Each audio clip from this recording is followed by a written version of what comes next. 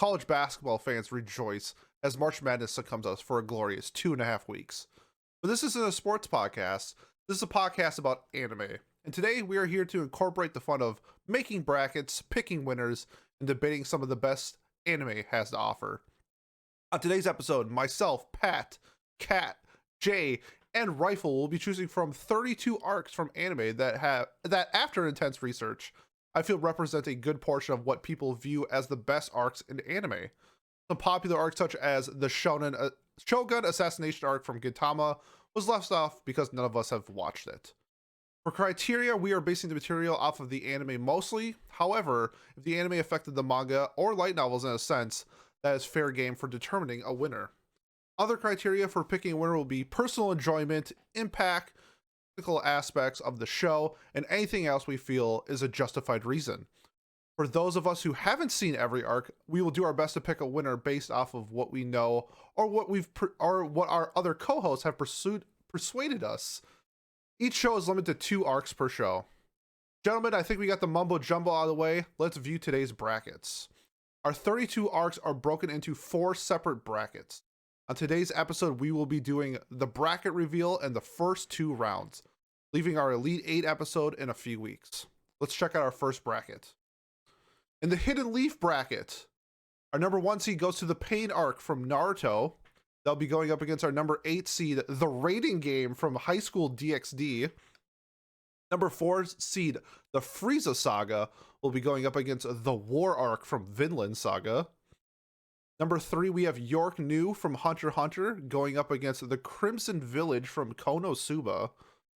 And our number 7 seed is the XY Champions League from Pokemon going up against the Promised Day from Full Metal Alchemist Brotherhood. That is our first bracket. Moving on to our second bracket, we have the Pallet Town bracket. Our number 1 seed goes to the Chimera Ant arc from Hunter x Hunter, going up against the number 8 seed, the Hitagi Crab from the Monogatari series. Our number 4 seed, the Jailbreak arc from The Promised Neverland, will be going up against our number 5 seed, Enies Lobby from One Piece. Our number 3 seed, Zero's Requiem from Code Geass, will be going up against the Chunin Exams from Naruto. Our number 7 seed, The Final Assassination from Assassination Classroom, will be going up against the Cell Saga from Dragon Ball Z. Our third bracket, the Grand Line bracket, our number 1 seed goes to Marineford from One Piece. Our 8 seed, the Golden Age arc from Berserk 97. Our 4th seed, we have Shiro Torizawa versus Karasuno from Haikyuu going up against Dio's World from Stardust Crusaders. Our 3rd seed, Return to Shigan Shina from Attack on Titan, going up against the Everlasting Contract from ReZero Season 2. Number 7 seed is the Bunny Girl Senpai arc, aka the My arc from Bunny Girl Senpai, going up against Soul Society from Bleach. And in our last bracket, we have the Demon World bracket, represented by its number 1 seed, the Dark Tournament from Yu Yu Hakusho, going up against the 8th seed, the Stone Wars from Dr. Stone. Our 4th seed is the Disappearance from Haruhi Suzumiya, going up against the Naga Gumo Mountain from Demon Slayer. Our 3rd seed is the L arc from Death Note, going up against Einkrad from SAO. Our 7th seed goes to Battle City from Yu-Gi-Oh!, going up against the number 2 seed, the Kyoto arc from Rurouni Kenshin. Gentlemen, these are our 32 arcs. We will be starting in the Hidden Leaf bracket. We'll do the first 2 rounds of each bracket, and we will determine our winners. First of all, I want to get your thoughts on any of the brackets, any surprises, any misses that you thought. Otherwise, we can jump right into it. So, does anybody have any thoughts on the bracket itself? I think the Chunin exam, while a good representation of Naruto, is one of the weaker arcs in the original Naruto. I think that Really? the Land of Waves, or even the Sasuke retrieval arc, would have been, specifically the Sasuke retrieval arc, honestly, would have been better picks. So Land of Waves, is that the Zabuza That's arc? Zabuza and That Haku. Yeah, Yeah, so so I referenced that right before you got here when we were just doing a little pre-show talk. I was like, hey, that's the arc that I would have loved to have had on as well. But I think like the tuning exam, the reason it's on here, I'm kind of surprised. I was going to comment that I'm surprised it's a 6 seed because I thought it would be a little higher. I get that it's the second arc from the show, right? But I don't know, that arc is like defined a lot of people's childhoods. I feel like, so I think that that's it's probably very why. true. Um, and it definitely has a lot of peak moments, like Gara versus Gara versus Rock Lee, stuff like that. I don't know. I definitely see where you're coming from, though. I agree that uh, Land of the Waves. Oh, that would have been such a good arc to It's have on. tough when you have to narrow long running shonen into two For sure. specific arcs. For I sure. think I think we all agree on Pain. At least that was the consensus from the Discord, and then the second one was kind of up in the air. But Mhm. I feel like I heard more discussion about like shooting exams that it was kind of the deciding factor of why it was the second arc chosen. Because like the Right. impact in the community, like discussion stuff like that, is definitely a reason for selecting the arcs. Cat or Rifle, did you have any thoughts on the bracket? uh personally I think that so I understand why the Frieza Saga from Dragon Ball Z is up there. It's the like it's referenced in like most Dragon Ball games. It's like either the first thing that you get started with or the second one. And like it's iconic, but I don't think it's necessarily the best. Uh and I would rather see like maybe I don't know, probably either the first arc with Raditz from Dragon Ball Z. I forget Hmm. the actual name of the arc, but I grew up with that one, and Mm. I it's very close to my heart. But maybe that's just personal Dragon bias. Ball is another Uh, tough one because I think I would have preferred Tournament of Power, at least to me. But that's just mine. What's up, Jay? I might respectfully disagree with Kat. I do like the other ones. I personally like the other arcs in Dragon Ball more, but I think that Frieza Saga could even be higher rated, perhaps because it is maybe the most iconic arc in all of Shonen. It well, yeah. has the most iconic transformations in all of Shonen. It it needs to be respected, and I think that it's honestly going to be really tough for me because Vinland Saga is like my personal favorite thing of all time. But I have to give respect to the Frieza Saga for the reasons I mentioned. Yes. Well, I mean, just to respond, I'm not saying that it's not good. Like I enjoy the Frieza Saga. I grew up with the Frieza Saga too. I like maybe it's just my personal taste, but like Hmm. I understand that Frieza is Hmm. like wildly Yeah, for iconic. sure. Yep. Yeah, Rifle, for did you sure. have any thoughts before we jump into this? Oh no, man, I'm All good. right, cool. So let's get to our first bracket, the Hidden Leaf bracket. We have the Pain arc from Hunter x Hunter going up against the rating game. And I know people are thinking the rating game. I thought that Etchy should be included once um, for a genre. Did I expect this to win? No, but I think the representation matters. Um, haven't seen Naruto, but however, I understand how big of a deal the Pain arc is. I see the memes everywhere, and I see people cosplaying as Pain every time I go to a con. For me, I'm going to select Pain as my winner. Kat, what is your thoughts and your? So Pain is honestly one of my favorite Naruto arcs because of the amount of like rage and the twists that come in. Like it it really starts to like lay some of the groundwork Mhm. for like the later arc, which is the second Great Ninja War or whatever Great Ninja War it was. The It also has one of the best and worst scenes in anime of all time with the pain fight with Naruto. Just terrible and great like fluid animations throughout. So it's very fun to me. Uh, and honestly, I want to I'd like to talk about DXD, but I don't know DXD that much, and also I also know the content of DXD, so I'm like by default just gonna have to go with Pain. All right, sounds good. Jay, your pick. Uh, I'm gonna have to echo everyone else here and go with Pain as well. I mean, it's just iconic. Pain and the Akatsuki by association are just iconic Naruto villains and shonen villains in general.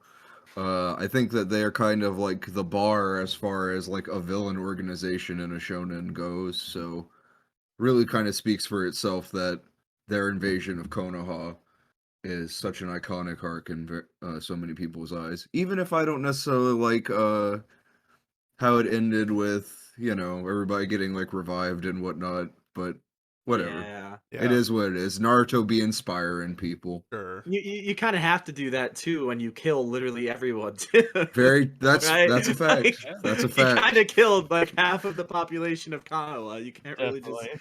walk. That's Yeah, true. yeah. He I get wrote where you're himself coming into a from, bit of though. a corner there. He did. Pat, your pick.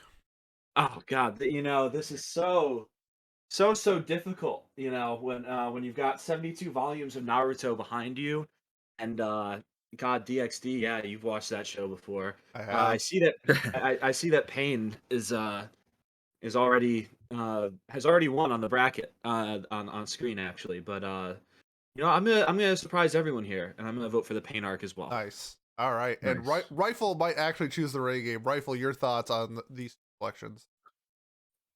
I honestly, I know quite a few bit about them, surprisingly, yeah.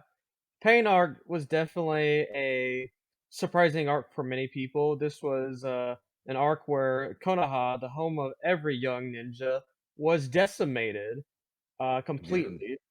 This was also the moment where we got to see tons of death from many characters. We also saw Kakashi meet his father in the afterlife. So Great forget about transformation of Naruto, summoning Toad, uh, all his abilities, Talk no Jutsu coming involved. The only downside to the whole thing would be the reviving everyone, but if Dragon Ball can do it, so can Naruto. It was the first time we see Sage Fair. form actually being applied to. I'm pretty sure from Naruto. It's like he comes in and is immediately Sage form. It's like okay, this is his new um final form, so to speak. I guess for And then lack of for better the terms. rating game, we have Issei and his cronies battling against Riser Phoenix, all for the hand of his beloved president, Rias Grimmery. Great chess battle, all the movement of the pieces, all the booba flying around. Issei going full Super Saiyan mode. It's just incredible. Sadly, it ended with him out of commission and Riaz forfeiting for his injuries. Yep. So, honestly, I gotta represent. Even though I love the Naruto arc, I gotta represent the rating All game. So, right. All vote for right. rating. So in a 4-1 victory, however, the Pain arc defeats the rating game from High School DxD. I'm glad we got one. I appreciate the representation. Uh, thank you for that, Rifle. The next matchup, our 4 and 5 seed, we have the Frieza Saga going up against the War arc from Vinland Saga, which is episodes 1 through 24, essentially season 1 of Vinland Saga. Really tough for me because I think this one goes to what's more iconic versus what is the actual better arc. I think that, I mean, Frieza Saga spawned It's Over 9,000, which is probably the biggest anime meme of all time. It has That was the Saiyan arc, actually. Is it? Oh, you're Wasn't it? right. Yeah, that was the Saiyan arc. My yeah. bad. That negatively affects the Frieza Saga for me then. It's been a minute Just since for I've the seen sake of Dragon Ball clarity. Z. However, in the introduction to Frieza, who is a legendary just villain, and then I guess throughout Dragon Ball's entirety, I don't know if he's a villain anymore, just because of the storylines, how it works out. The Vinland Saga War arc, I gave Vinland Saga season 1 a 10. I think it's absolutely incredible. It's an incredible show, just with how the storytelling throughout was it like the 1200s or something like that, and that area of Europe was just a great storytelling. I think I'm gonna give it to the War arc. I thoroughly enjoyed season 1 of Vinland Saga. I think it's one of the best sign-in ever created, and I think the anime matches what's the legacy of what the manga does. So my vote goes to the War arc. Cat. I so I'm going to do. I would actually like to hear what Jay has to say beforehand because I've seen the Frieza Saga, Okay. but I haven't seen the War Arc. And since he is more like versed in Vinland Saga, and you've already given your opinion on it, I want to hear what he has to say. All right, Jay. Oh well, I'm flattered that you take my opinion so highly, Kat. Um, I, like I said, this is tough because the Frieza saga is just iconic. Like, you get Vegeta working with, you get the start of Vegeta's tsundere turn, more or less, with him working with Goku, Gohan, and Trunks. You get the first transformations in the series that aren't people turning into monkeys and whatnot. And it's just, it's iconic. But on the other hand, Vinland Saga Season 1 is like some of the best anime that has ever been created, and some of the best manga that's ever been created, too. Not that that should affect this. But just like the character arc of Thorfinn going from like a child to this hardened assassin and warrior is incredible. And I will say, that's not even like a tenth of his character development he goes through. And just the philosophy in it of theology and war and just everything, like um fatherhood and be like just legacy and everything. It goes to deep places, and honestly, I would say Vinland Saga is something that could transcend anime. Like, it is a powerful message that it wouldn't be out of place in like high cinema if it was adapted to something like that. Agreed. So I gotta go with the War arc. Despite how iconic Frieza Saga is, the War arc is just insane. Okay. Like, it's a 10. Yes, I agree. All right, Kat, did that influence your vote at all? Actually, no, go for it. Go for it. All right, so I think it's just because of the way that the tournament is structured, with us only being able to talk a little bit about it. Um, I'm gonna have to go with the Frieza saga because of the uh first of all you have the first appearance of Super Saiyan, and then you have Frieza at full power, and of course Krillin getting killed. Spoilers, by the way. Damn, Uh, dude. Bruh. if you haven't already seen the Frieza saga or The show played came any out of in the the games, 90s, bro. Come on. but like this show is it's so iconic with the way that it is. So again, I'm just gonna have to go with the Frieza saga. Okay, sounds good. Pat. Yeah, I haven't sat down and watched either of these, but I don't know, it's tough because I feel like I would probably enjoy watching Vinland Saga War I arc think you'd more really like it. because it's Mhm. it's a little bit of historical, a little bit of it just everything I like in a good story. But like Kat saying, the iconic parts of the Frieza saga are kind of hard to ignore. Like um, this is the one I think we talked about before the show. This is the one where the over 9,000 meme comes from, right? No, I was Oh, is that wrong. not it? You were wrong. Okay. Yeah. That's from the That's not Saiyan surprising. saga. It's not Yeah. surprising that Pete's wrong. Son Sorry. Wow. of a bitch, Pat. But no. So, all right. Well, that didn't come from it, but we did just say though that the first Super Saiyan appears right in the Frieza, and obviously Frieza himself is in it. That's a pretty iconic Goku character, Mewtwo looking ass. He he's pretty Iconic Goku character. Is that what I just said? My Yeah, bad. Yeah. Well, that's I did hilarious just say- though. Well, that's It's true though. I know, Like no, there you you're go. right. It's funny. It's true. So yeah, to keep things spicy, I'll go with the Frieza Saga Okay, too. 'Cause cool. I don't really have a horse in this race, but when I think of like iconic arcs in anime, or I think of stuff, especially in a tournament like this, I think kind of have to throw this one in there. Hey, you know, in like actual like college basketball, the 4 or 5 seeds are very evenly matched, and you know it's coming down to a tiebreaker rifle. You're the deciding vote. Yeah, honestly, only one I've seen has been Vinland Saga. I did look into a little bit of Frieza Saga, and I do agree it is quite iconic. You have the main antagonist Frieza, who is probably the most I want to say brutal antagonist out there. Revealing to Vegeta how he killed his father, stole everything, decimated plenty of planets, tons of transformations on his end. We also see Vegeta, like was said, beginning to worm his way to the good side a little. Uh, it's just iconic overall.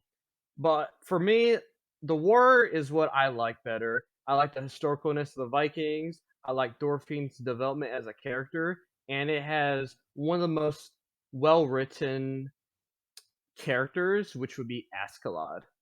So I go Yes. for the war. Shocked I didn't mention him, honestly. Thinking Yeah, about he's it. my second favorite anime character of all time. I thoroughly enjoy Osclad. So in a 3-2 upset, the war arc from Vinland Saga upsets the Frieza Saga in our second matchup. Gentlemen, we're moving on to our next matchup. We have York New from Hunter x Hunter going up against the Crimson Village, which would be the Konosuba movie for anime terms. For me, this one is insanely tough. Konosuba is my number 3 anime all time, and Hunter x Hunter is my number 7 anime of all time. So it comes down to me of 2 of my all-time favorites and 2 of their best arcs. I think a lot of people enjoy York New as their favorite arc of all time, or sorry, their favorite Hunter x Hunter arc. And to me, it's my 3rd favorite.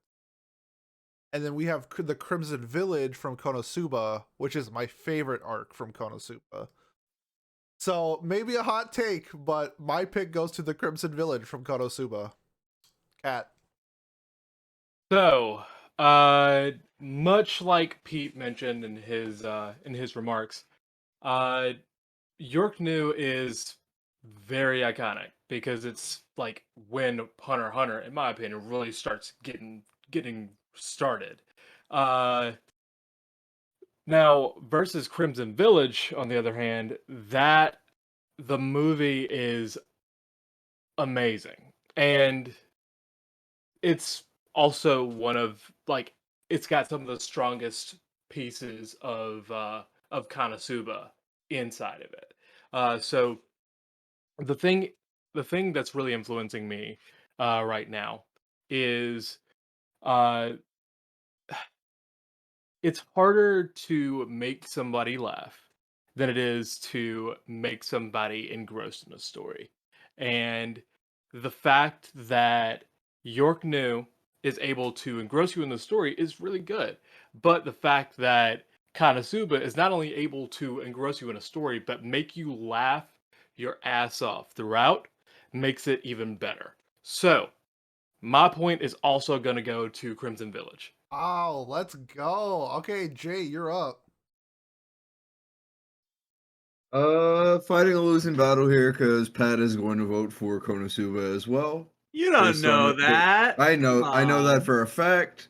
But I'm gonna go ahead and say that uh, Crimson Village, Konosuba's cool and all, but Hunter x Hunter does have one, it's got 2 things that Konosuba doesn't have. One being Hisoka, of course, and the other being Kurapika, who is he just kind of says, "Shush out of the way, Gon. I'm the main character now. This is my story for a bit." Which he swooses right in a legendary way. If you haven't seen 1999 Hunter x Hunter York New, you're missing out on culture. The shit oozes atmosphere. The OST is incredible. The backgrounds are insane. You've got fucking iconic fights galore between like Kurapika and Uvogin, where Kurapika had to stop at the store and bring a shovel to the fight because he knew he was gonna murder that motherfucker. And also Silva and Zeno versus Krollo, which is incredible. Just an incredible fucking fight. While I do agree Konosuba's great, I gotta show respect to the real OG. Yorknu is just insanely good. Insanely good. Okay. How about we save the spice? We'll have Rifle go next, and just to see what his thoughts are. Yeah, this was a quite tough one for me. Like it was said, Crimson Village, I felt was just I laughed my butt off to this whole movie. A lot of revelations were revealed, such as Megumin's village being experiments, technically. Yep. Uh the power of friendship did not prevail in this one. Uh for what was it, the Chimera Beast person versus Yorknu, which, as it was stated, Kurapika becomes a very focused character. Uh, we also get introduced to stuff such as vows and limitations to the power system. We also have some heated moments like Krollo, Hisoka's in it, and all that. I think I'll have to side with Jay on this one Okay. and go with Yorknu. Right on. 2-2 vote. Pat, you are the deciding vote. What are you choosing, sir? Man, so I'm doing my best to keep personal bias out, except for one show. We'll get there eventually. But I will try my best to keep personal bias out in most of these. But I don't know, man. I'm just so indifferent about Hunter x Hunter, and I and honestly too, when people talk about Hunter x Hunter, I have never Isaac heard is going someone. to kill you guys. I just need you to know that he's going to come to your house and find you. Okay, well, I have never. I have heard so many people, or seen them name mentioned so many times, the Chimera Ant arc. I've seen it mentioned constantly when people bring up Hunter x Hunter. They talk about that arc. I've never heard people talk about Yorknu, or never at least realized people talking about it. So, versus on the other side, Crimson Village. That movie, that was one of the best experiences I've ever had in the theater in my life. Let Same. alone in terms of like outside of even anime. That was just like the whole crowd was laughing. I don't know, man. This is so impossible for me not to pick Crimson Village, man. Again, it's just my anti Hunter x Hunter bias is showing a little bit, but Little even bit. then, I don't know. Chimera Ant is the one that I think is more iconic because I've actually heard of it before recording this. So So you're selecting Crimson Village? yes. Okay. In a 3-2 upset, the Crimson Village from Konosuba upsets Yorknu from Hunter x Hunter. Love to see it, boys. And our last first round matchup of the Hidden Leaf bracket, we have the XY Champions League from Pokemon XY going up against the Promised Day from Full Metal Alchemist Brotherhood. So the Promised Day is episodes 45 until essentially the epilogue of Full Metal Alchemist. So I think it ends around like episode like 50 or something, like, for reference of what the Promised Day arc is. To me, this is a slam dunk. However, I do want to give a shout out to XY.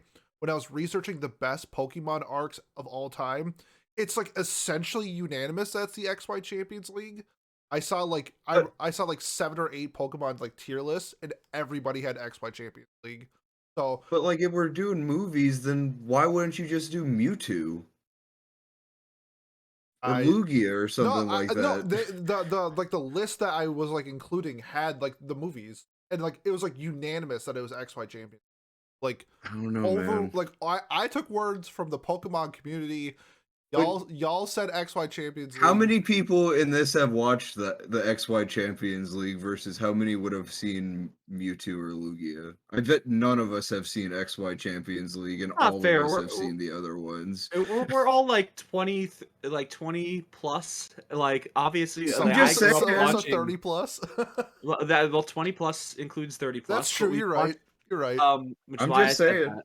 we watched those as a kid. I can't say that I've ever put on the Pokemon anime beyond when I was like 12 years old, you know. But like if for whatever reason the Pokemon hardos out there all agree, I don't know. I Yeah. see where you're coming from.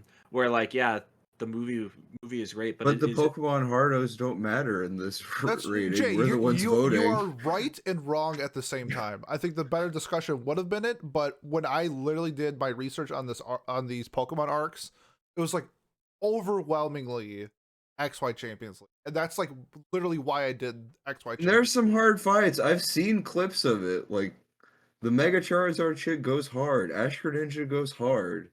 But like I'm probably the only person here who's even seen clips of it, let alone watched it. That's true. So obviously, I think we probably just move on from this one. What discussion is there to be had?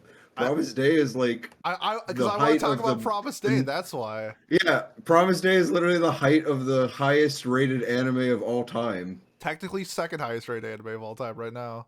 I don't care about that. I don't care about that. Let's not talk about that shit. Well, for the sake Let's save it for the bracket where that comes into for the play. sake of the podcast episode, I'm at least going to say that I am selecting the Promise Day from Full Metal Alchemist Brother.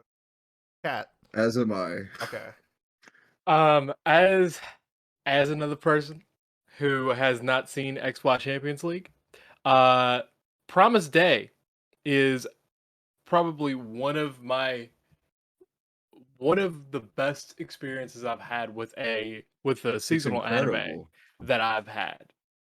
Because like just a show that that was airing at the time, and I'm not even sure if I was in this Discord when I started watching it, but it's so good. Like all the twists, all the turns, everything going on, it just makes you question everything. It's like a return to from another person's point of view because I haven't seen it. It's like a quote unquote return to the L arc from Death Note.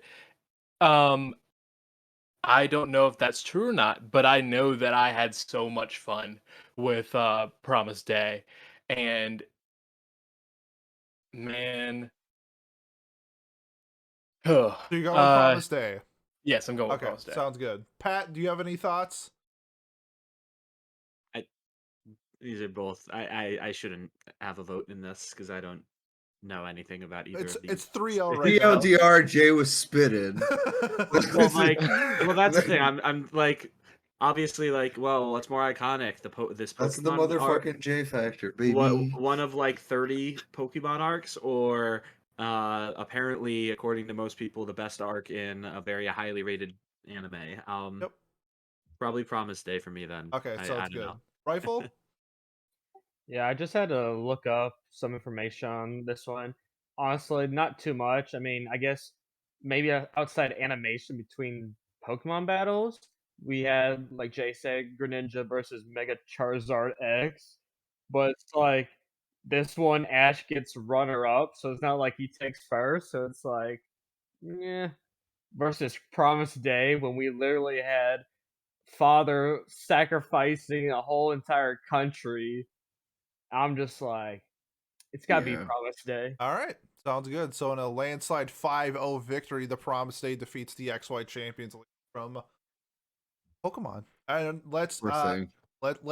we'll wrap up the Hidden Leaf bracket right here with our. Well, we'll move into our two finalists for the Hidden Leaf bracket: Pain versus War. I haven't seen Pain, so I don't want to start. Someone who has Jay, I think you've seen Yes. both. And Cat, how about you two go first? So let's do Cat. Cat, you go first. All right. So, well, all right. So as like I know that I haven't seen well, Wait, actually, have you seen Jay- both Jay goes arcs? first. No, I haven't Oh, seen then No, let both Jay arcs. go he first. hasn't. Let Yeah. Jay go first. So it's tough. I'm gonna try to leave personal bias aside here because I don't really like the Pain. Pain is a highlight of the lesser half of Naruto, in my opinion. It doesn't really while I respect Pain, I don't think it quite while in spectacle, it definitely reaches more than the heights of Naruto. I think in writing, characterization and general battle flow, it doesn't quite reach the heights that say like Naruto versus Sasuke in the Valley of the End reached or something like that. In my opinion, at least, I have respect for it though. Whereas the War arc, I feel like it's just like the height of characterization between Canute and Askeladd and Thorfinn and even Thor's and Thorkel. Like, I don't know. I think that the War arc is just incredible. The way that it culminates is insane. The court scene with King Harold and shit, or not Harold. I can't remember exactly what his name is, but Forkbeard.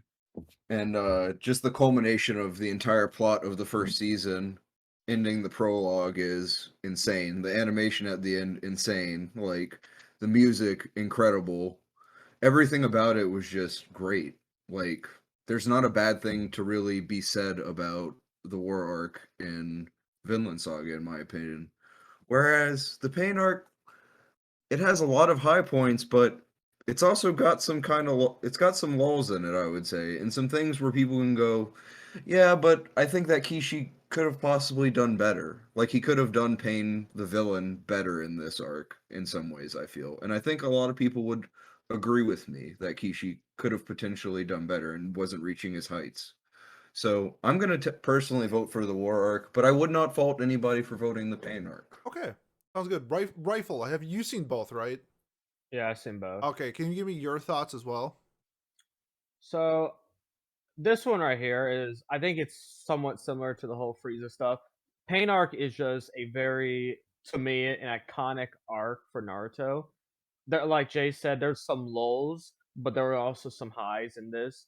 Some of them, like I said, destruction of Konoha, this state of, what's the word, normalcy, I guess, is disrupted. Everything you once knew is just gone now.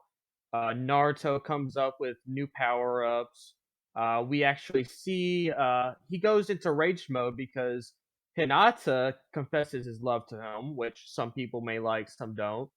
Uh, we even see his father come in ghost form to help suppress his rage mode. Uh, Dorfine itself, the Vinland Saga, the whole series is great in terms of animation. It's always constant. Dorfine's development as a character, losing his father, Askeladd, his upbringing, everything. Personally, I love Naruto.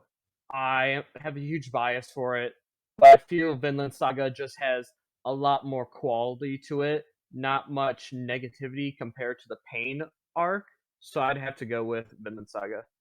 Okay, sounds good. I think that the two people that have seen it, I think I will also go War arc. But let's get Kat and Pat's thoughts as well. So, Kat, you can go first.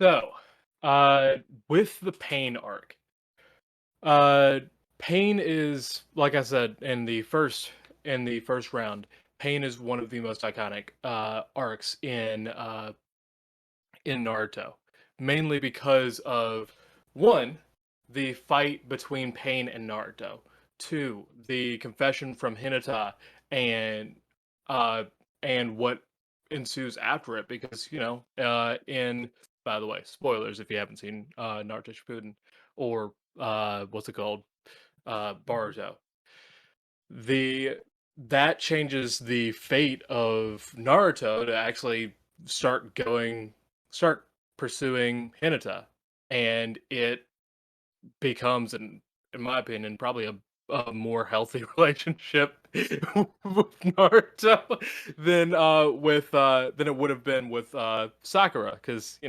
Sakura's a slave for Sasuke's dick. So the thing that makes me lean towards Pain in this in this argument is because Pain is not only iconic, it is also well thought out, because not only are you seeing the history of the Akatsuki, you're also seeing the history of Naruto in this arc too, which is like, the show is named Naruto, so why the fuck not? You get to see Naruto's father. You get to see Naruto's mother and like their attachment to them. You get to see so much emotion poured uh into this one arc, and it makes sure that by the end of the arc you understand and you root for Naruto. Okay. Because before this arc, like, you might have been rooting for Sasuke, but uh, Yeah, after no, this I think arc, that was really, really well laid out. Pat, so I'm assuming you're voting for Pain then. Okay, Yes, Pat, your sir. thoughts. Yeah, so I'm gonna go with Pain here. A lot of the similar thoughts as what Kat said. I think this really sets up the Great Ninja War really well as well by really showing like I mean this is like kind of the end for the Akatsuki. At least that's what you think, right? Because Pain is like portrayed as their leader. He's portrayed as like the head of the Akatsuki from the start. Until obviously it's revealed that Toby is Obito and so on. Um, but also, for me, what separates it from the war arc in this case is that all I heard when this was going on, when like the war arc or this, the first season of Vinland Saga was airing, is that all the manga readers being like, "Oh, this isn't even the best of of Vinland Saga. Wait until we get to blank," versus, um, which of course is a good thing for the series, right? But uh, it's not like as iconic, right? It's not the most important part of Vinland Saga versus Pain. Pain really defined Naruto, or Naruto Shippuden specifically. So I think that's why I would go with Pain Okay, myself. Of all course, right, his personal bias sounds in there too. good. So we have a 3-2 victory for the War arc in Vinland Saga over the Pain arc. And our last matchup for the Hidden Leaf bracket, we have Crimson Village versus the Promised Day. Tough one for me. My number 2 show of all time versus my number 3 show of all time. Probably my 2 favorite arcs. However, I just think how the Promised Day encapsulated the entire story, the twist, and the mystery, kind of unraveling and solving itself in this arc is what sets it above it. I do think Crimson Village is fantastic, but the Promised Day is just on a whole another level. My vote goes to the Promised Day. Cat. So in my remarks for Crimson Village versus York New, uh, I mentioned that it's harder to make people laugh and be engrossed in the story than it is to make people cry and feel engrossed in the story. Well, this show, Crimson Village, it does make you laugh and be engrossed in a story, but it's for a certain amount of time. It's for like an hour and a half to 2 hours. For Promise Day, like I watched it in one sitting. Like then again, it was summer, so I didn't have much to do. But also, it engrossed me, and it also made me laugh at some points because there was a little bit of comic relief there, here and there. But it was just so good. And Promise Day, it's got to win. That's Yeah. Okay, sounds good. Jay, Alright. your vote. I'm gonna go ahead and go with Promise Day. I don't need to sorry, I unfortunately have not seen the Konosuba movie yet. I've heard great things about it, but Promise Day, like you said, just encapsulates the whole series, really ties up everything really neatly, and has some really good fights in it as well, which I'm a meathead, so I appreciate that. So Promise Day for me. Pat. Um, well, apparently my vote doesn't matter. Your vote matters. It doesn't though. All these shonen meatheads are ruining the votes. I call for a recount or something. I don't know. Stop the vote. Yeah, stop the count. Stop the count. Well, I can't stop the count yet though because I'm gonna be losing 2-1 after this. Um. I don't know. I just like with Hunter x Hunter. I could not care less about Full Metal Alchemist Brotherhood arcs. So, but I also understand their importance. So I don't know. Konosuba to me is like the best comedy anime I've ever seen. So I'm gonna have to go with Konosuba here All right, because Konosuba's great. There you Rifle. go. Yeah, pretty much what everything has been said.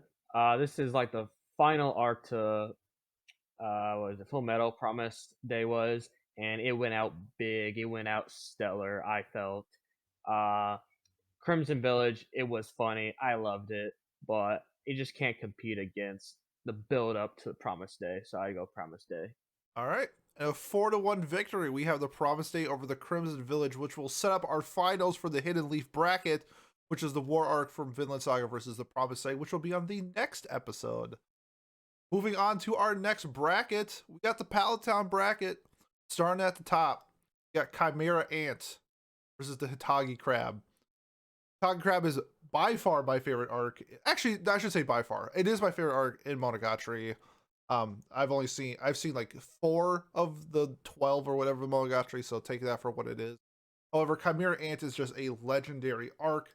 It's so unrivaled. I shouldn't say it's unrivaled, but goddamn, is this like a legendary, iconic shonen arc? Not even shonen, but just in general, just the storytelling of it. I think it's just a masterpiece. What it does. So my vote is going to the Chimera Ant arc. Cat. So the part of me that wants to go against the grain is saying vote for the Hitagi Crab arc because it's Monogatari. But I also know Hitagi Crab is not the best arc in the Monogatari series. It is close to being the best arc in the first season of Monogatari, and it is iconic for having, best girl in Monogatari, and like starting off with a bang in Monogatari. But I like if this was the Snail Girl arc in Monogatari season 2, I would go for that. I would definitely vote for that. But in this one, it's Chimera Ant. Okay, sounds good. Rifle. Have you seen both of these? I think I did. Okay, I want to get your thoughts, since I don't know if Jay has seen both. Honestly, there's not much to say. Chimera Ant, there's some issues here and there for people. I think a lot of people felt it went on a little too long, and some people didn't like narrative focused episodes. However, the Chimera Ant arc had one of the best fights I felt, which was Gon versus that one of the ants, where he just goes on full bodybuilder mode on it. We also get Miram, I think that was his name, Yep. or Cell Copy, whatever. One of the prominent antagonists I felt for Hunter x Hunter. To the X. He's a Anyhow, cop. anyhow, I just liked it a lot more than Hitagi Crab. I think there was a lot better arcs for Monogatari, so I go with Chimera Ant. Okay, sounds good. Let's get Pat's thoughts first. Yeah, I love both of these series so much, big fan of them both. God, if I just want to throw it out there too. You named one of the 4 quadrants Palatown bracket, as if which I assume is because it's so iconic. But then we went with Pokemon XY instead of the first arc of Pokemon, the anime. Hey, In how about hindsight, you make the know what? bracket next time? If you asked, I would. I just thought that was funny. Jay's point is ringing more and more true to me. That's all. You know what? I We don't all make mistakes. Let's point and laugh at the people who tried their hardest, though. Haha, there we go. Yeah, pointing right at you. I don't know. Chimera Ant is the one that people talk about so much. It makes more sense to me than Hitagi Crab, which was probably the part of Monogatari I enjoyed the most, but that's not saying much. So there you go. Okay, Jay, your thoughts? I can watch Chimera Ant arc without people questioning if I'm a functioning member of society. Chimera Ant arc. Nice. I like that logic. Okay, sweet. Okay, so on a 5-0 sweep, we have the Chimera Ant over the Hitagi Crab. Next up, we have 2 shonen powerhouses. The Jailbreaker from the Promised Neverland versus Enos Lobby. Of course, I'm going to go to the shonen master himself. Pat, I want to get your thoughts first. Oh, wow. Have you Hold seen on. One Piece? Let me, Did you confuse me and Pat Nope. again? Nope, I'm definitely picking on Pat. I was gonna say, yeah. Wait, so let's see, where is the Ennis lobby? Where's that? That's One Piece, of course, duh, because I've watched One Piece twice, the full time through all the way. Yeah. You even read it backwards. I did. Ooh, that's the best way to read it, even though they warn you not to. SCF, Sorry, the volume. SCF, Eno. There you go. I read it backwards.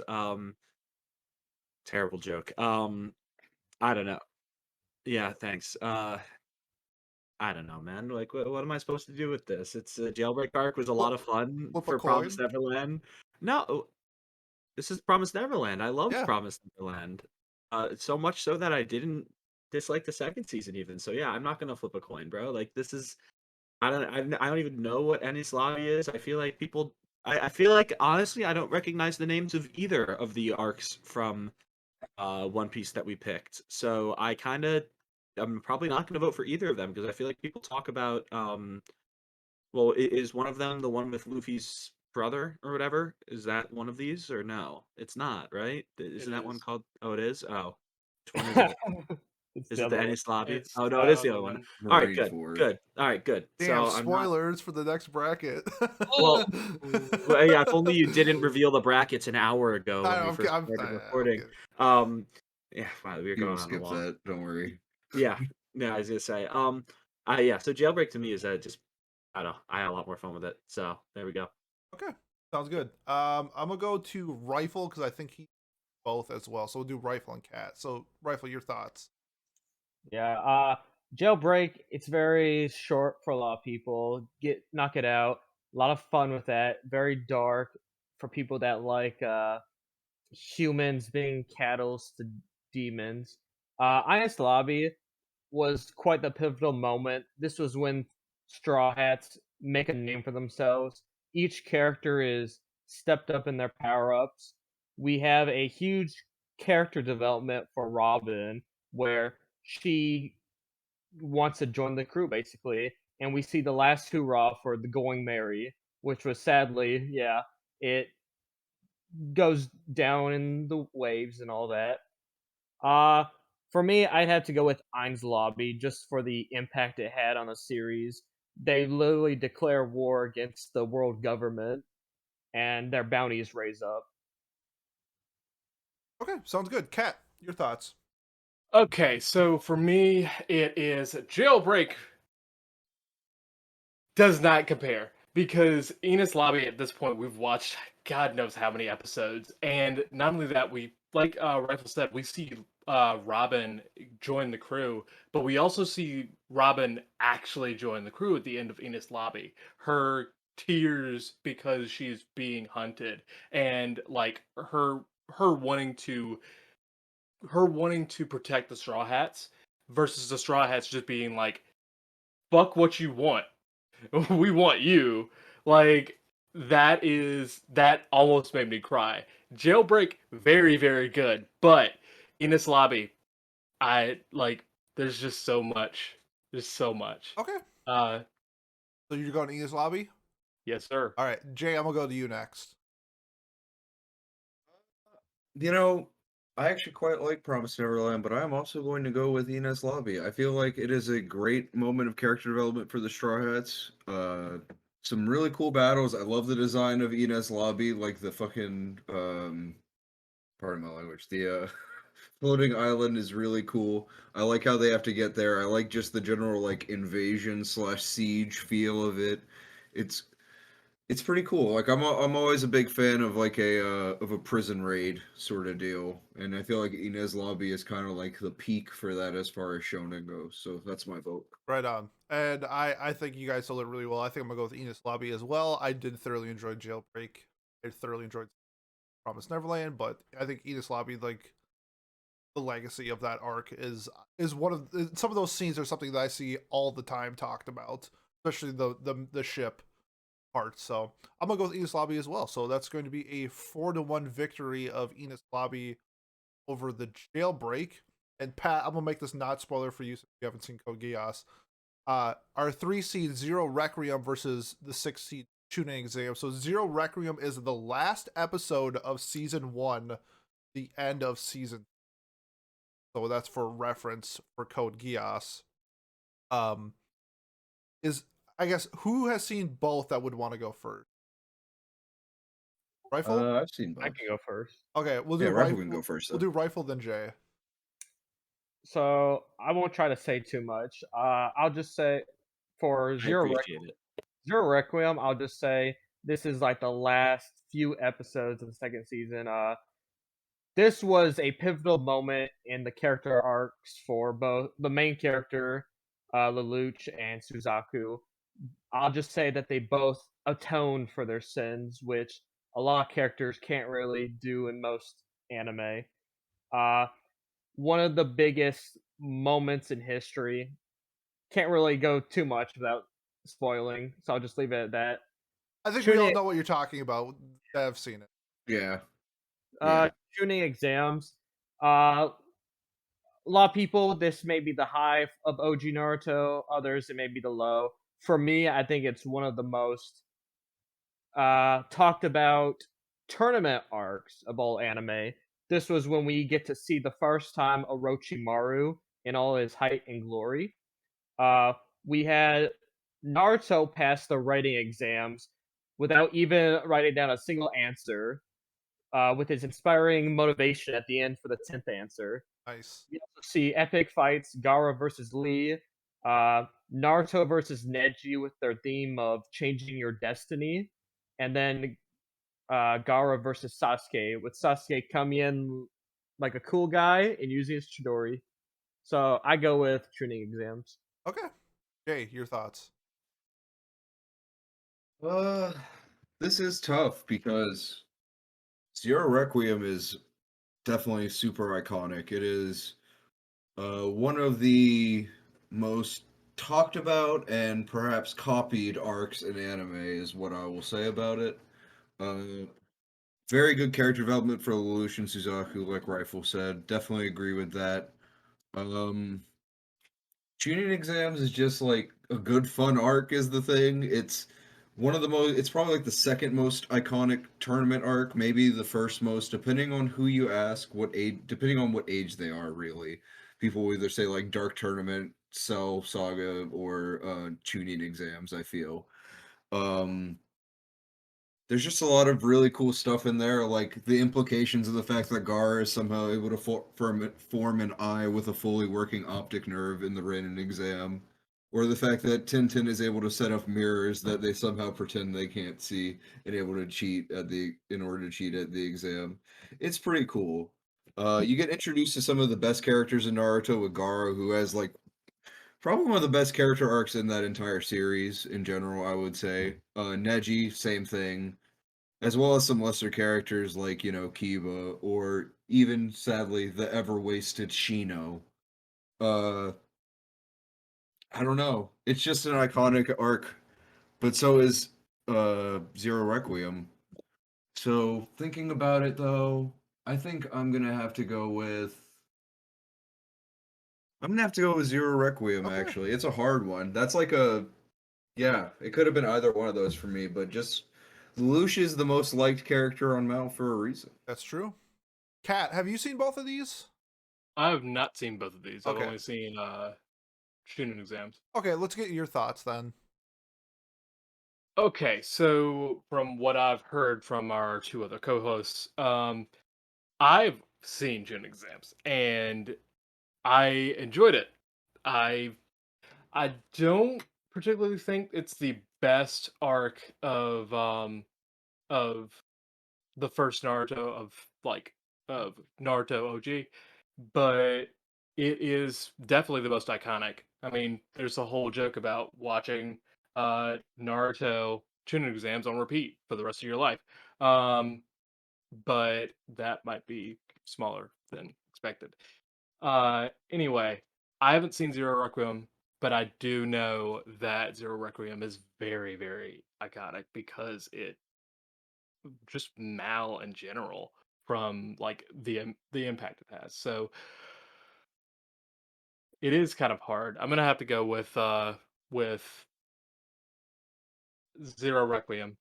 Okay. All right. Pat, we'll go to you next.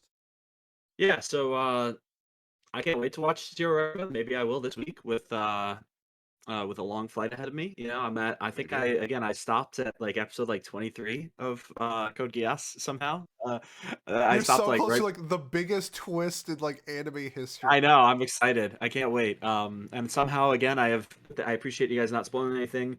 I have avoided spoilers almost entirely somehow of this series. I don't know how I've been able to do it because it's kind of impressive at this point. I think something got spoiled for me, but only something pretty minor. Or something very obvious that I'll talk about later. But for me, tuning exams, it's set. So like we talked about a little earlier, the Haku arc is really what gets you invested in Naruto. It's like the first like major arc that happens. But I think the tuning exam is so iconic from the original Naruto. Like it defines like for one, it stretches over. I think probably like volumes like 8 through 25 out of the first 28 volumes. You know, like it's a long arc if you, especially if you include like the war between the Sand Village and the Leaf Village. Like that happens in this arc, and I think it's quite um quite impactful. We are I don't know. I think that that's hard to not have win this matchup again. I maybe I bet that the quality of the Zero Requiem arc is higher, but the tuning exam is what got so many people into Naruto. There's so many different moments that set up for the entire rest of the series. So I'm gonna go with the tuning exam, even if it is a little bit of personal bias. I think it sets Naruto up for the success that it has later on in the series as well. So Gotcha. Okay, so it comes down to me. I haven't seen Naruto. I have seen Zero Requiem. I think Zero Requiem is one of the best arcs in like anime. I think how they wrap up a complete story in Code Geass is so well done.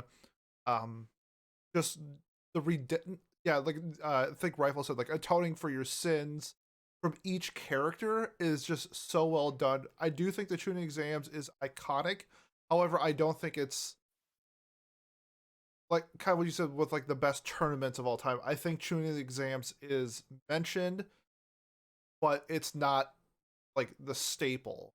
And I do think that for like this like political drama style of story, I think Code Geass does it the best. So for that reason, I'm going with Zero Requiem, which is going to lead it to a 3-2 victory over the Chunin exams. And that's will bring us to our final matchup for round one in the Palatown bracket, the final assassination from Assassination Classroom versus the Cell Saga from Dragon Ball Z. I love the final assassination. I think the encapsulation of the series as a whole for Assassination Classroom wraps up incredible. I think Koro Sensei is a S tier character, and how his like philosophy of life in teaching these kids is so well done. However, the Cell Saga is my childhood. I love the Cell Saga. It's like was the first anime I really got into when I was a kid, and I think it just defines is one of like the defining um arcs in shonen and anime. So for me, I'm going Cell Saga. Pat, your thoughts? So, all right. So final assassination is very good.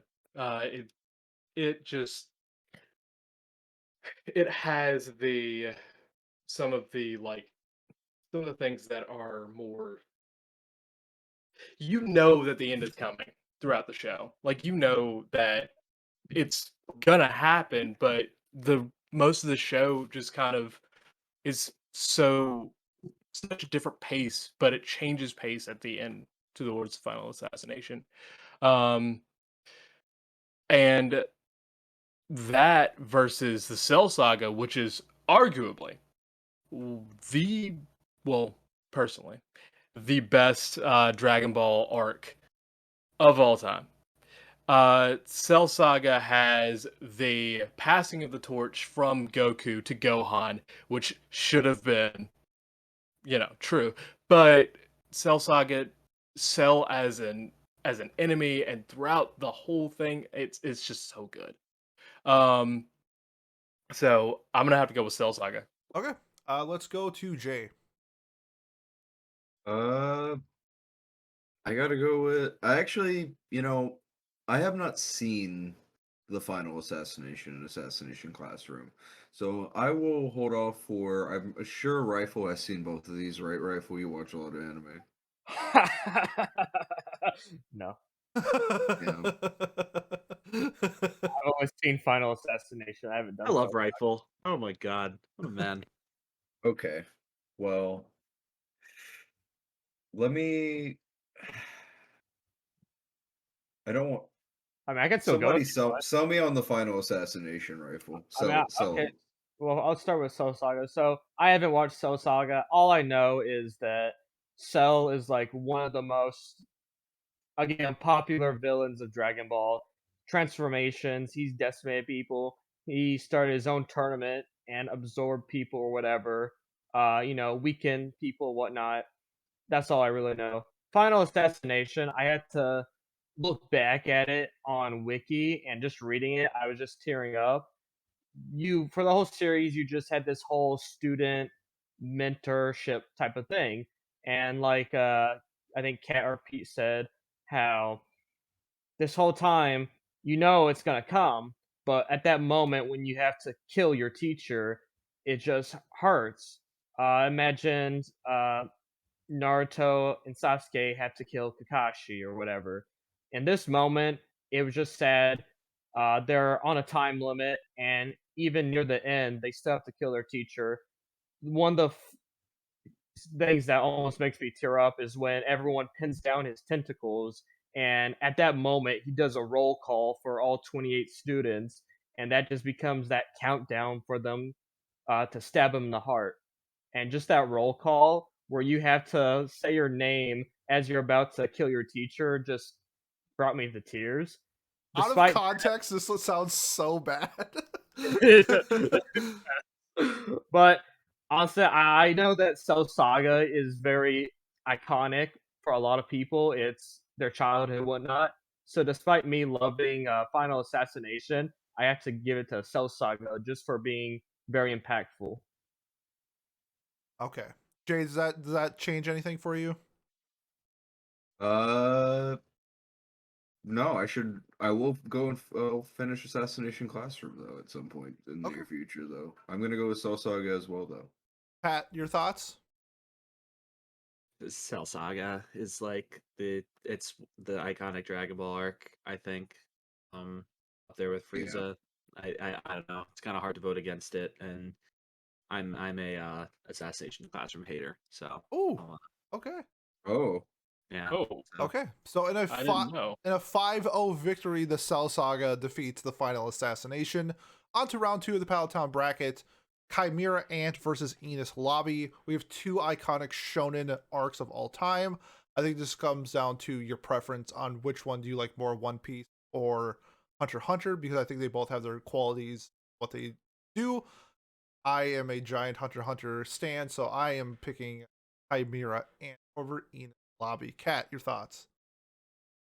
So, man, I want to go. I'm gonna have to go with Enos Lobby, man. I love Chimera Ant. It's my personal favorite Hunter x Hunter arc. Uh, but Enos Lobby just eh, this is one of the arcs where One Piece being so goddamn long plays into its favor because you spent so long with these characters, especially Robin at this point, and you get it's when when Robin calls for the Straw Hats to be like, yo, I can't, like, I need you to save me. Like, that's again, it almost made me cry. I mean, Chimera Ant had some of those, but I don't think that it had the same impact for me when it came to like its culminating moment. So I'm gonna have to go with Ines Lobby. All right, sounds good. I'm gonna go to Rifle because I think you both as well. Yeah, I have. Both series have done incredible parts. Hunter x Hunter. they've had excellent fight moments. You've had Miram with his what was it, Shoji tournament, Yep. all that stuff. You had Gon with his rage mode versus Ainz Lobby. You had everyone have their own personal struggles. Luffy versus Rob Lucci. I think Chimera Ant had the better antagonist, but I feel like Ainz Lobby had better character development for Robin. This is definitely hard to pick. I'd have to go with Ainz Lobby as well. Okay. That's 2-1. I'm gonna go with Pat next. Then we'll go to Jay last. Pat, your thoughts on these two iconic arcs? I've only heard of one of them before, so I'm gonna go with Chimera Ant. That's all I've got because I don't care about either of these series. So That's there you go. Bada bing, bada boom. All right, Jay, you are the deciding factor. All right. So The J thing. while I do love, indeed, while I do love Robin's character development in Ina's lobby, with just like her learning to ask for help and just the character development of the like them letting go of their ship and all of that, and Frankie being introduced to the crew. Frankie doing a mission with the crew is what I should say. He gets introduced in the previous arc, but the Chimera Ant arc introduces like 20 something characters and develops them all in an insane way over the course of the entire arc. Like there are basically like tertiary characters in that have insane character development and just like scenes like Welfin or what was his name? Hold on. The octopus. You say octopus. Yeah, the octopus guy, Icalgo. Like Welfin and Icalgo both had insane character arcs. Not to mention, Meruem and the Royal Guard, of course. Both of who are just, oh, awesome villains, awesome fights. The culmination of the Chimera Ant arc, which I'm not going to go into much detail in case Miles decides to listen to this, is incredible. Um, there's just nothing bad to really say about it besides like I know some people say it goes on for too long, but for me personally it wasn't an issue. I wanted more. Chimera Ant arc all the way for me. Okay. I thought this might be close, and it was. So in a 3-2 victory, Chimera Ant defeats this lobby. Moving on to our last matchup of Pallet Town, we have Zero Requiem versus Cell Saga. For as much as I love both of these arcs, I think one is more like genre defying, iconic, stands the test of time, still talked about. And I think that's going to be like why I'm picking one over the other. And I'm going to go with Cell Saga over Zero Requiem just because of that. I think they're, for as much as I think Dragon Ball Z is very copy paste a lot of the times, I think they did a really, really good job in Cell Saga. And it's, to me, it's one of the most iconic shonen arcs of all time. So that's kind of my deciding factor of why I'm picking Cell Saga over Zero Requiem. Let's go with Rifle. You've seen both, right? We already had this conversation. Yeah, this is I'm not a deja vu, morning yeah. person. We're recording this in the morning. I'm not a morning person. You know what? We'll just go with Rifle anyway. You go. Yeah, like you said, I think right here it's just that impact. I feel like Cell Saga, everyone's just gonna be talking about it, despite how stellar of an ending Zero Requiem was. Cell Saga will always have that impact for many people, so I go with Cell Saga. Sounds good. Let's go with Cat. Oh, right. So I haven't seen Zero Requiem, but I have seen Cell Saga. And from from the things that I know about Zero Requiem, I know that Zero Requiem is very, very good. But I also know that Cell Saga is, in my opinion, the best Dragon Ball Z arc of all time. And just Cell Saga is like with everything that happens in it, I gotta go with that. Okay. Pat, let's get your thoughts. Uh, I don't know. It's so hard to speak on either of these for me as well. I don't know. This was not my side of the bracket clearly. It's supposed to be like the West Coast Conference or something for me, where I just don't even know what the teams are. But it's like, all Sure, right, yeah. well, Gonzaga, I guess. Yeah, Cell Saga is Gonzaga here, and I don't know, Zero Requiem is probably like, I don't know, Arizona State. Sure, I don't let's know. go with that. Yeah, I don't know. I'm not. God, I hate basketball. Let's go with. I'll go with Cell Saga too. I think it's more iconic. I think it's more. It's the staple of shonen versus Zero Requiem. It might be like the staple of political dramas. Although Yeah, even then, it's probably not because Legend of the Galactic Heroes exists. So and I don't Full know. Metal Alchemist Brotherhood. Yeah, I wish it didn't. We'll go with Cell Saga. Okay, There we go. Jay, do you have any final thoughts? Doesn't necessarily matter because Cell Saga has already won, but I personally would have went with Zero Requiem. Okay. Uh, what else is there to say?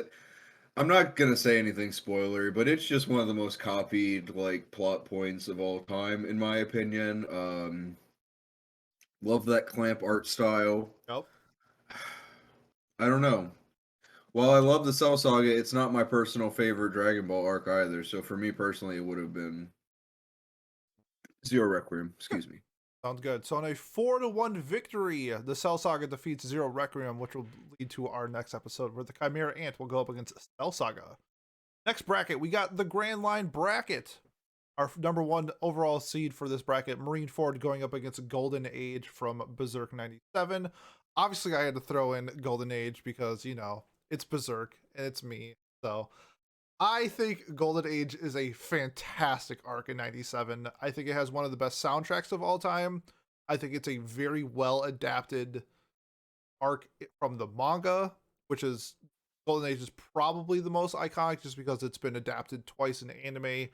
And I think a lot of people have at least heard or talked about the Eclipse. Marine Ford, however, for somebody who has never watched One Piece, I know that this is unanimously like top 3 arcs of One Piece fans. I think they all, maybe it's not the number 1 every time, but I think a lot of people would say it's like a top 3 arc in like every list that I see. So this comes down to extreme personal bias versus what I think is actually like more iconic. And because of that, I know this might sound shocking, but I think I'm gonna go Marine Ford just because of like the community like reactions to Marine Ford, even though personally I do think Golden Age is a better arc. But if I'm doing like the influence and all that stuff, I'm gonna go Ford. So somebody Wow. who has seen Golden Age and Marine Ford should go next. Rifle, have you seen it? I've only read Golden Age, but that's about it. Okay, that I mean, it's essentially think of that, but in anime. So I want to get your thoughts on these two. So, at least for the story for Golden Age, uh, I felt like the end of it all with the eclipse was like one of the best moments in of all media. Uh, just that whole decimation, all that nightmare stuff. I do like the grounded realism with the whole 100-year war stuff. I just think the Band of the Hawk or Falcon for some people, I just wasn't really into those characters. But the whole Griffith turmoil was really good compared to One Piece, which is like you said one of the top arcs. We had two of the major deaths in One Piece as well as a power struggle as many sides lose influential figures and Luffy loses someone very close to him. I just think that whole arc itself, a lot of stuff happens, a lot of the world changes as a result to it. So I go with Marine Forward as well. Okay, sounds good. Kat, I think you've seen both as well, and so has Jay. So let's do Kat then Jay. I have not seen, but I have read the Golden Age. Okay, Uh, so, starting my timer. So, Marine Ford has some of the just it introduces the worst generation in One Piece, which if you haven't seen it, just like if you are watching One Piece, if you're at that point, just keep on watching. If you haven't, just watch a synopsis. Um, the thing is, like, Marineford is so good, and Golden Age, from what I've read, is so good. But Marineford, on the other hand, I've seen. I know the pain that you see through that arc, the pain that you see through the crew's eyes because they can't be there, and through Luffy's eyes. It is so good. Marineford is my pick. Okay. Sounds good. Jay, your thoughts? You know,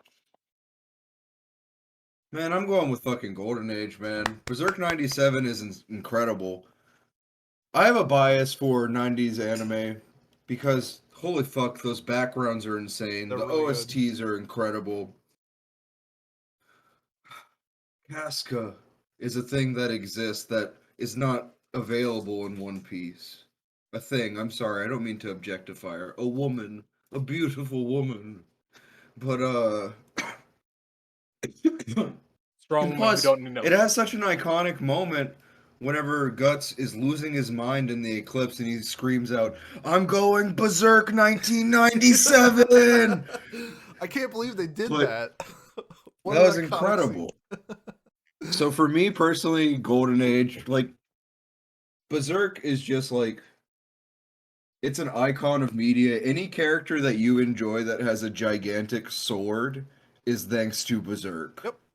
Like, the artist behind Berserk is one of the most talented artists of all time, probably. Like, he's right up there with the great. I mean, he's one of the greatest of all time. Period. 100%. Like, undisputed. So, for me personally, Golden Age. I understand why people would pick why One Piece stands would pick Marineford though. Okay. Pat, do you have any thoughts on these two? I enjoyed the like 3 episodes of Golden Age I've seen so far. But I think Marineford just kind of has to win if it's just like an anime only thing, right? Yep. Like it especially it kind of has to because that's like it's the One Piece arc from my knowledge as well. The one that probably has a scene that's like repeated or shown Yeah. in anime the most times. It's the scene of the brother looking Ace, down, yeah. like yeah, Ace standing over Luffy. Like that has to have been.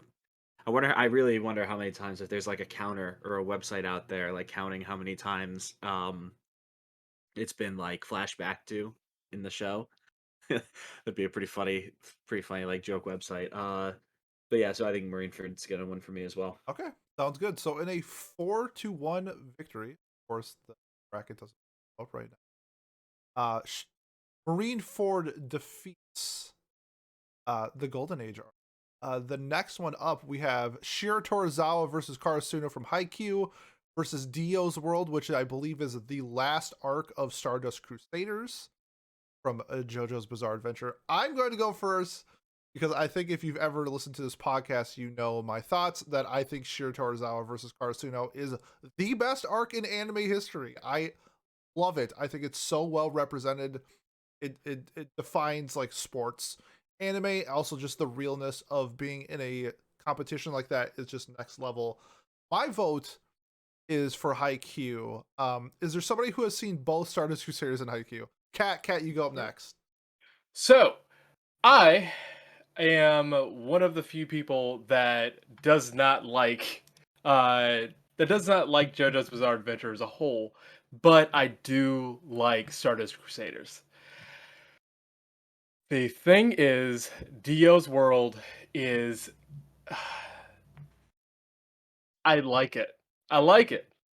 But I fucking love Shiro Torizawa versus I forget the Karasuno. name of it. Karsuno. It's so damn good.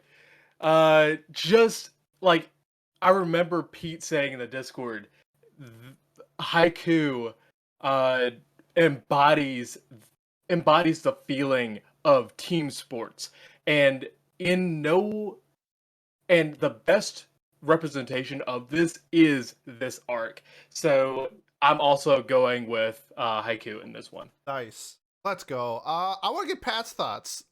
Pat, your thoughts on a sports anime versus JoJo? Wow, that's two heavy hitters for me right there. Yep. Dio's World. That's from the first season of JoJo's, right? No, That's the third. it's the last part of Stardust Crusaders, which is part 3. This is where a Oh, so lot of that's the one that a memes lot of come people from. like. That's the one that people like, isn't it? Yeah, and the memes. You're right. This is where Hmm. Zawa Rudo comes from. Shout out Haztic in his group chat. This is where Roto Roller comes from. The knives, all sorts of shit. Is that where it was me, Dio, or whatever comes from too? That was That was no, the that's first one. actually the first part. Yeah. But Yeah. yeah. It was Dio's, me, Dioda. Mono Dioda. Yeah. Dio's in Classic. multiple seasons of JoJo. Yeah. He's Yeah. in like most of them in some way, shape, or form. Ah, huh. Either him He's or the primary antagonist of the entire series. Okay, I thought he just died in one of them or not. They kill him. I figured they would kill him. I don't know. Nah, most of his stuff, like what happens in part 3, influences the rest of the series. So this is like the setting the foreground for the rest of the series, kind of, is what I would say. Understood. All right. Well, uh, I hate sports anime so much. I just You like I ping pong? ping pong was cool. Yeah, it was cool. I don't know, man. Sports anime suck. Let's go with Dio's World because I don't know, iconic memes and shit. Okay. It was Dio all along. Something something. I don't know. Bad joke. There we go. All right. Jay, your thoughts? So I actually recently went through the Dio's World arc. And while Stardust Crusaders is not my favorite personal part of JoJo's Bizarre Adventure, Dio's World is just a lot of fun. There's so much bullshit that happens in it. Like they hint at Dio's power, which spoiler alert, the world's ability is the ability to stop time for what they say is 5 seconds, but in practice is more of like 30 seconds to 5 minutes or so, depending on what he wants to do. And just all sorts of dumb shit like Jotaro pretending to be dead, but he gets his stand to like pump his heart back to bring him back to life, which is pretty cool. Joseph, quote unquote, dying and coming back, which is a very sweet moment where Jotaro actually finally shows some emotion Concern. for once in the series, more or less. And I don't know, just that fight in general is super cool. It ends in a sort of underwhelming way in my opinion, but I still love it quite a bit. And like I said, it kind of sets up as like the gateway from old school JoJo's to like the more modern stuff because after that in the anime in particular, David changes their art style a lot. The character designs for Meraki as well changed a lot. Everyone becomes less hulking bodybuilders, like their entire world is full of creatine, and more of like slender male model types and such. Was still with muscles though. So for me personally, I gotta go with Dio's World. It's just simply too iconic. Okay. Sounds good. Rifle, you're the deciding vote. Yeah, so both series I watched. Uh, I just say I do like sports. I watched Haiku and I did enjoy the match they had. It was so great for sports, all the teamwork. I loved it. Dio's World, even though like Jay, it wasn't really my favorite part of the whole series. However, Dio's World, just all the bullshit that happens, all the memes that came from it, like, oh, you're Yeah. approaching me, or Mm-hmm. the bulldozer as well. Everything about it, I just loved it. It was a fun ride. All the bizarreness. I'd have to go with JoJo, Dio's Okay. World. So in a 3-2 victory, Heels World defeated Tarzawa versus Karasuno. I get it. I knew that was what happened, but wanted to spit my game. Okay. Next up, we have the 3 seed return to Shigan Shina from Attack on Titan versus the Everlasting Contract from ReZero. So this is for Anime Census's season 3 part 2, essentially like the basement stuff from Attack on Titan, and the Everlasting Contract from ReZero is the Echidna and Subaru contract to the end of the Sanctuary. So that's kind of where it is. For me, obviously not a big Attack on Titan fan. However, What? I know how big No. of a deal part 3 or part 2 of season 3 is. I thought the Everlasting Contract in ReZero was fantastic. fantastic. I thoroughly enjoyed the second season. But is it Attack on Titan? Like, no, it's not. That's like the thing. So for me, just for like that reason, I'm going to go to the Return. Just because of like I don't really have like a strong take on ReZero like Johnny does. And I enjoyed the arc, but it's just not the Attack on Titan arc that's like pretty much acclaimed as like the best arc, except for the one that's kind of like currently airing, but um still airing, so that's why it's not included. So I'm gonna go with Attack on Titan.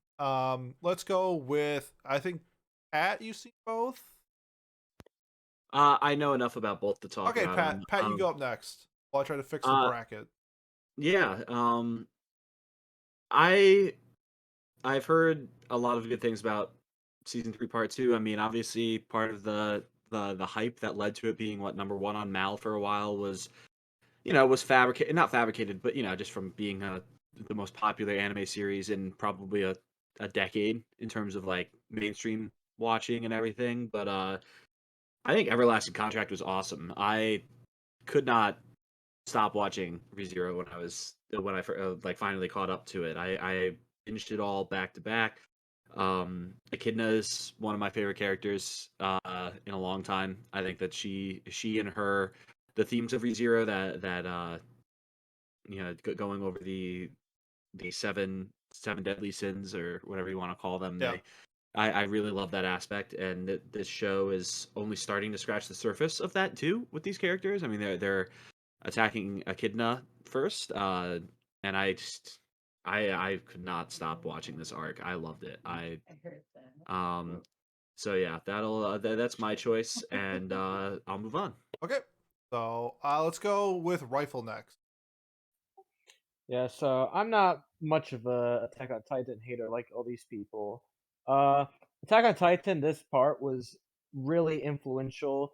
We see the truth about the world outside because of the basement. We had the epic fight of Zeke versus Levi, as well as Armin becoming Hoorah Colossal Titan. And one of the best speeches, which was Erwin's speech, versus Ray Zero. Ray Zero really introduced a lot more lore. Like Pat said, you had the Seven Witches, you had the mythical beast, epic development for Subaru's character. We see his backstory back to when he was in our world, the reality, basically. Uh, all of it was fun. Echidna, I loved her design. I loved her own side. Everything about it was just fun. I love the lore behind everything. I'd have to give it to Ray Zero. Okay, sounds good. Cat. I, if you have watched our other shows that reference Attack on Titan, uh, you will know I don't like Attack on Titan, and I understand that that Return to season 3 part 2 is like really really good. But I also understand that Attack on Titan is still Attack on Titan. Um, and I must say that ReZero, the first part of ReZero was better than all of Attack on Titan for me because I just don't give a shit about Attack on Titan. Okay. I fucking hate it. All right. So anyway, as you know, I'm going with Everlasting Contract. Wow. Okay. And I just want to put this out. ReZero also crashed Crunchyroll. It's Attack on Titan is not the only show to crash Crunchyroll. Jay, your final thoughts on these two arcs? Honestly, I'm not really a huge fan of either of these, but the basement reveal is just simply iconic in Attack on Titan, and people really heavily fuck with that for a reason, and that reason is that they have the twist that they don't see coming, and they know, or somewhat know, where to go after that. So, for me personally, I would say that Return to Shiganshina was more iconic in my Okay. opinion. So that leads to our probably what I think probably our biggest upset so far. Everlasting Contract upsetting Attack on Titan. Next, for our last matchup for the Grand Line bracket, we have the My arc, the Bunny Girl Senpai arc from Bunny Girl Senpai versus Soul Society from Bleach. This is very similar to like the last discussion that we had. I've seen Bunny Girl Senpai. I dropped Bleach. However, I do think Soul Society is referenced all the time as an everlasting staple of arcs, of shonen, of storytelling. I think it's like one thing that even people who don't like Bleach can agree that Soul Society was an arc, and I think that there is a reason why it's still talked about these days. I did love the My arc though. Nothing that if this was like maybe the movie, I would say it'd probably beat Soul Society, but I just can't say that's the My arc is, and the criteria that I made up for myself is more than the Bunny Girl Senpai arc. So I'm going to go with Soul Society. Kat, I'm gonna go with you next because I saw you dancing. What's your thoughts Yes, on this? sir. I love Bleach. Bleach is one of my, if not my favorite, like big three anime. It is. I fucking love Ichigo. I love all the transformations. I love the lore behind it. Damn. I also like Bunny Girl Senpai. It feels like a smooth brain Monogatari.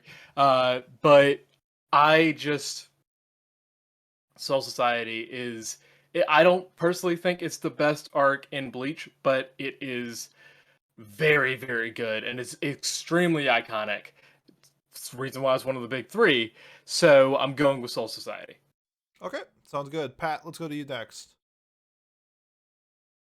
Sure. So, I think I would like Bleach. You know, got a little bit of the samurai feel to it, right? Like it's you know, I think I would enjoy it, but I think it's a little too long for me to get invested in nowadays. Soul Society is talked about a lot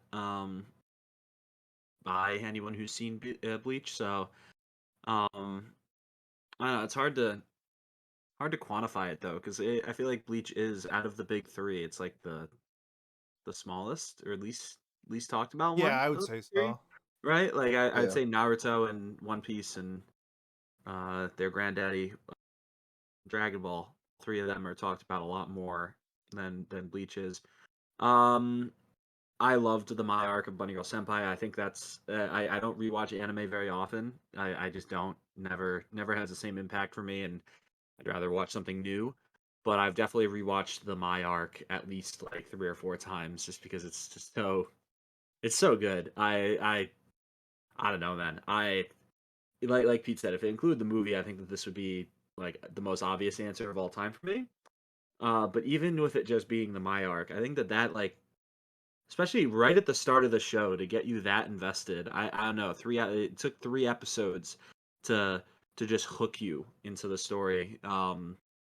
I'm gonna go with Bunny Girl Senpai, even though that I don't expect it to win. I think that that one for me just it screams me much more. Okay, sounds good. Let's go to Jay.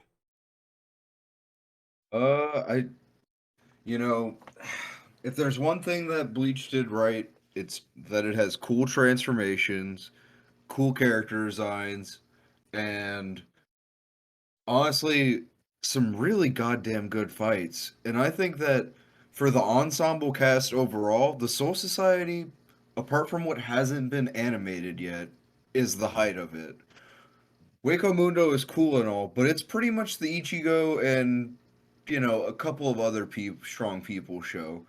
Soul Society, you have like these people, you have the an almost isekai-esque portion of it where these normal people are in this completely fantastical world just fighting for their dang lives in these streets against these captains and lieutenants and shit. Like Uryu's fight is incredible where he just goes all out, launches a gigantic arrow at this weird caterpillar baby thing where that guy is crazy as shit, but he becomes one of the coolest characters later on. Like, people talk about. I gave a lot of points to the Frieza Saga for starting Vegeta's Tsundere arc. Yep. I give a lot of points to the Soul Society for the fact that it's really well done and the fact that almost all the characters introduced here become strong, well-developed allies, and that's something I got to give Kubo. His character work is pretty solid. Okay. So for me, Soul Society is my pick. All right, Yes, Rifle. sir. Rifle, your final thoughts. If you want to see some action, gotta be the Yeah. center of attraction. Bleach has like one of the best soundtracks of the big Yeah, three.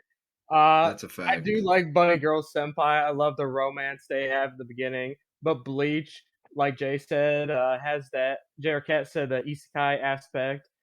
Character design's great. I love all the allies that they gain. Also see Ichigo's Bankai as well as his mask form, how he goes insane mode in his big fight. I just loved it all, so I gotta go with Bleach. All right, sounds good. So in a 4-1 victory, luckily the bracket started working again. We got Soul Society defeating the Bunny Girl Senpai My Arc. On to round 2 of the Grand Line bracket, we have Marine Ford versus Dio's World.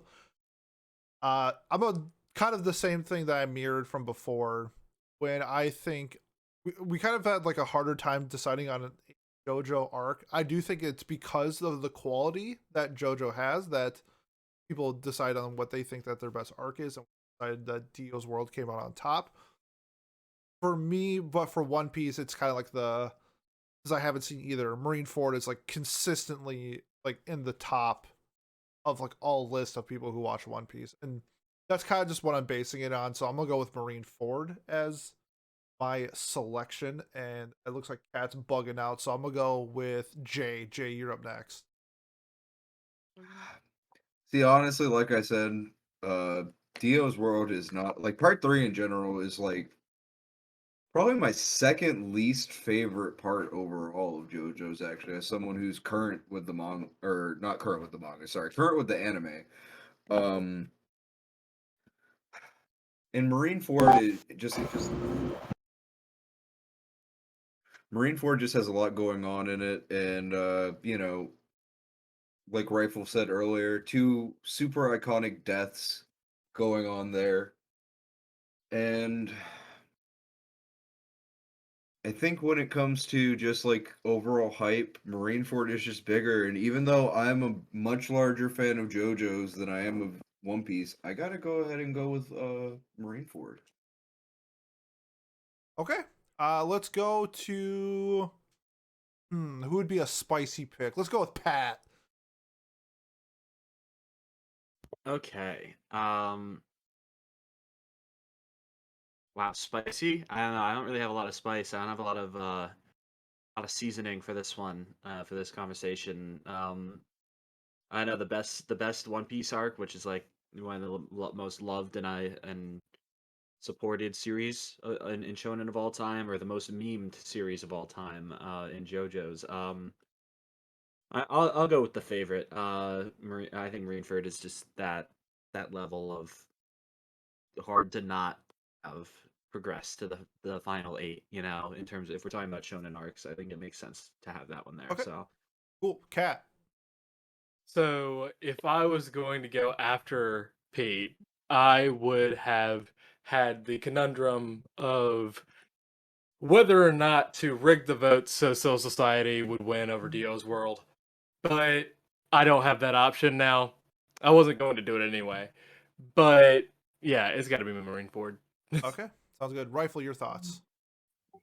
Yeah, honestly, both arcs are really good. Dio's World is just for all the memes. You just gotta love the bizarreness. However, I feel like Marineford has a lot more influence, and it hits a lot of people's emotional range uh, for some character moments. So I gotta go for Marineford. Okay, sounds good. That's a 5-0 victory, Marine Ford over Dio's World. The last matchup for the Grand Line, Everlasting Contract versus Soul Society. I'm trying to think if I have a bigger. I have seen ReZero, haven't seen Bleach, know the impact of Soul Society. Everlasting Contract is my second favorite part of ReZero.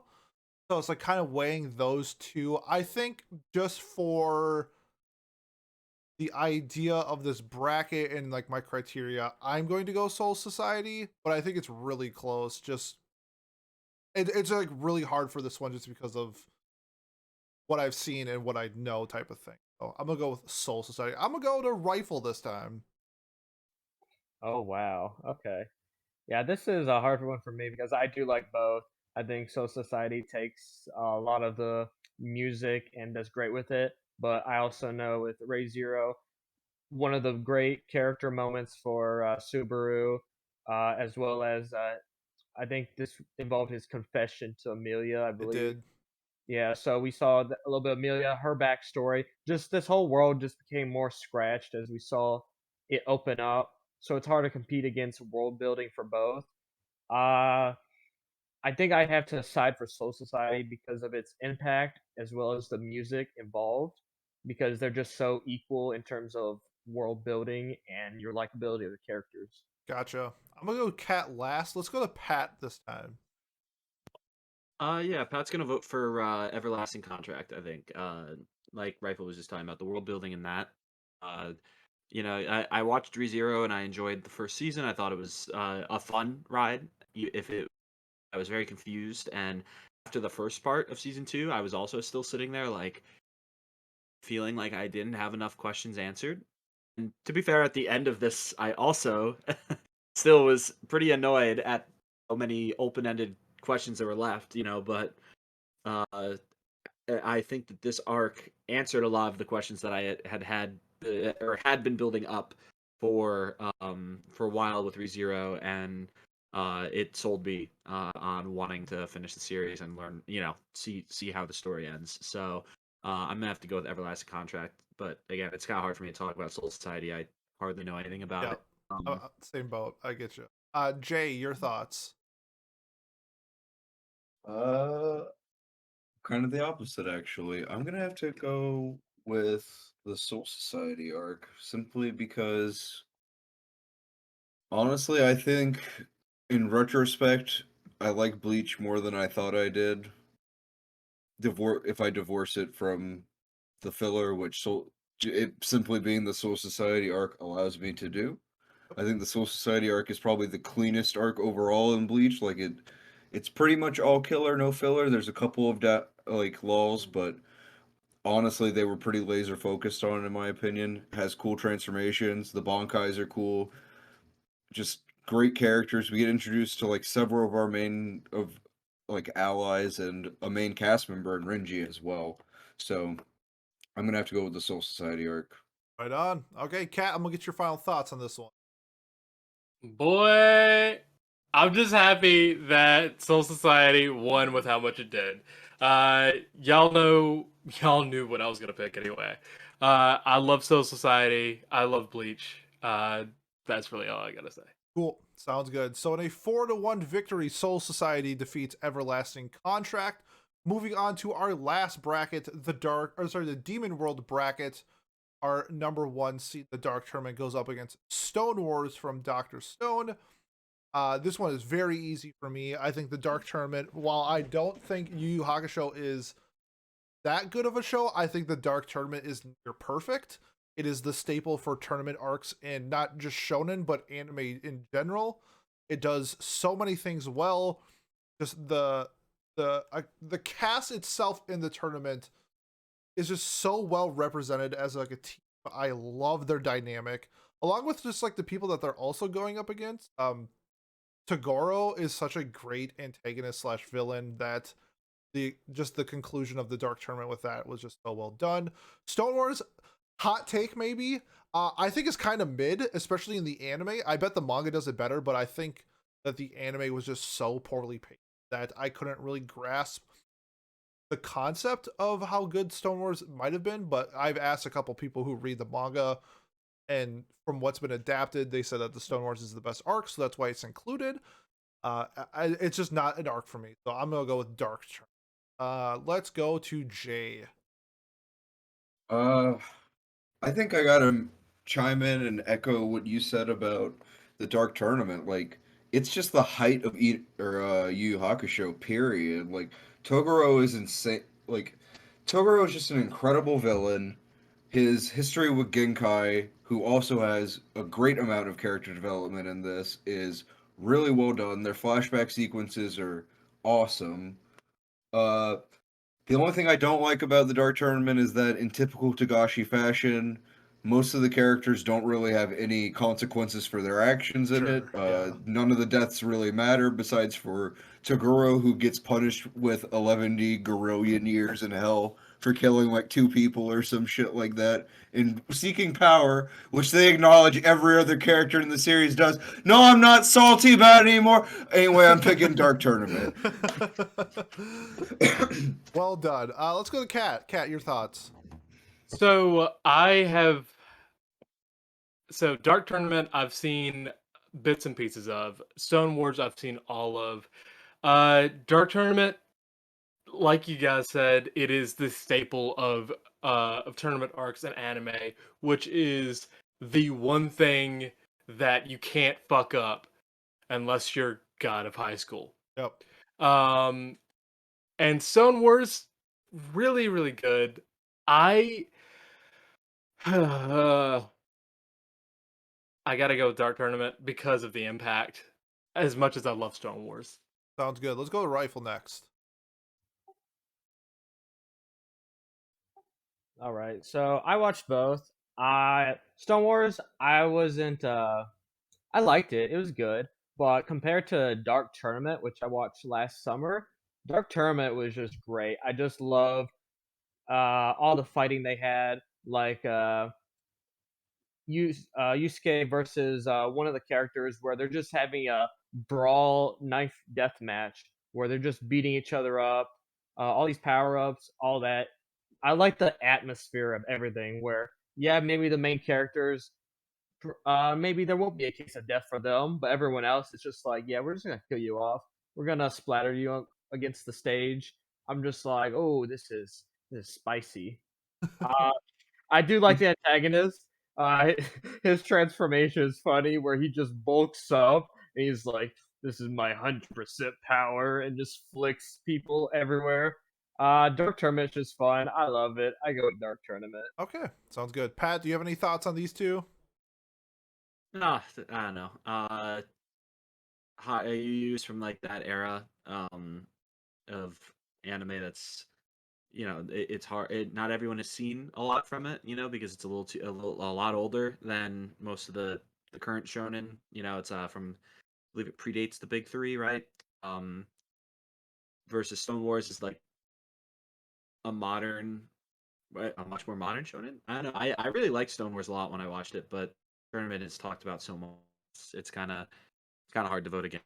Um, I actually, yeah, I don't think it was mid like Pete did. But I did think that the arc before Stone Wars was probably better. With like the figuring out how to play the message or whatever the secrets that his father had left behind. Yep. I thought that was a lot more engaging for me in Doctor Stone. So yeah, that's my take. I would go with Dark Tournament as well. Okay, sounds good. So in a 5-0 victory, the Dark Tournament defeats Stone Wars. Next one's will be a little spicy.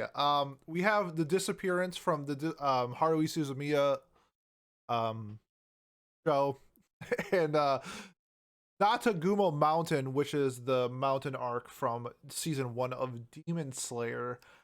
This one's spicy for me because I think like the impact that Demon Slayer had in general on like the anime community went ballistic when episode 19 dropped of season 1 and just set the world on fire.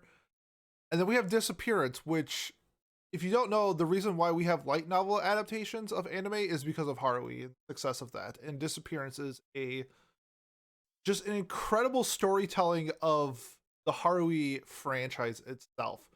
It's like, so for me, it's like, do I pick the one that's like well written, near perfect crafted in Disappearance, or do I take the lasting impact that Demon Slayer had on the anime community overall? And I think I'm gonna play a little bias here. I'm gonna go with Disappearance on this one. I thought the movie was just so well done. I think it's a near perfect movie. The series, the franchise itself is just kind of like Soul Society that we talked about with Bleach, where like Bleach is kind of considered whatever because of the filler. But I think most people agree on the Soul Society arc. Disappearance, I don't think there's one person that said like Disappearance was even remotely bad. I just think that there's some substance Demon Slayer that I can't vote for it. So I'm gonna go with Disappearance. Is there anybody else that has seen both? Jay. We'll go to Jay next. Yeah, sorry. Probably should have said me instead of waving because You're audio good. medium. But honestly, I have a real soft spot for Haruhi, but episode 19 of Demon Slayer is just that was all anybody talked about whenever it dropped.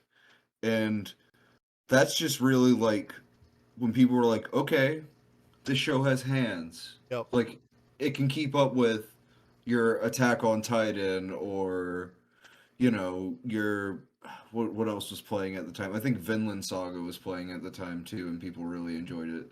Like it made people realize that it wasn't just like generic shonen. It was great generic shonen. So personally, I gotta go with Nataguma Mountain just because of the impact it had. I love Haruhi, but Nataguma Mountain, episode 19 in particular, is just insane. Okay. Sounds good. UFO put their everything into that. They did. They really did. Let's go to Pat next. Yeah, I think the the discussion around Haruhi has always fascinated me. Like, because people are like, the series is fine, but then the movie is, the Endless Eight. Oh my god, So maybe I'll get to it someday. Just so you know, Endless 8 is not in Disappearance. Oh, That is a completely different arc. so there's two arcs people like from this show. I hate Endless 8, but so Endless 8 season 2 essentially, and then Disappearance is what follows after. So you have to watch 2 seasons to enjoy Disappearance? Fuck, that's Yep. a lot. Versus, I think that this one, to me, though, should be a no-brainer. I don't know, Nagumo Mountain kind of, like, broke the internet for not only, like, multiple weeks, too. It wasn't even just, like, the day episode 19 released. It's, like, a long time afterwards, people were still talking about it, and I think that's, this one should be a clear winner for Demon Slayer on this. I mean, that moment really just helped boost its popularity, Yep. especially in the West, significantly. And I think that it's helped anime as a whole as well grow in popularity. I think so. Yeah, I think Demon Slayer for me. I think that's a good point. Let's go to Cat next. So, I do like Demon Slayer. I remember coming in after watching the Demon Slayer movie and talking about how my friend started crying at the end of it. This does not encapsulate that arc. Doesn't encapsulate not a good moment. I mean, that arc is not in the movie, but episode 19 it's good. It's really good. But just having that episode carry Nanagumo Mountain, and although the impact is amazing, Haruhi Suzumiya gave us several different long ass light novel named animes, which have been great, and also gave us one of my favorites. That time I got reincarnated as Islam. So personally, I'm gonna have to go with Disappearance. You got to talk about just the arc though. We're not talking Haruhi as a whole. We're talking Disappearance as I haven't seen Disappearance.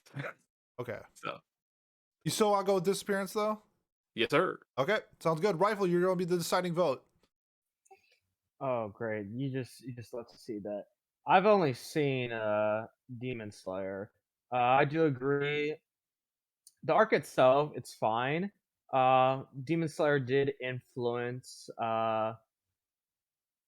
what is it? It influenced a lot of people to get into anime because of episode 19.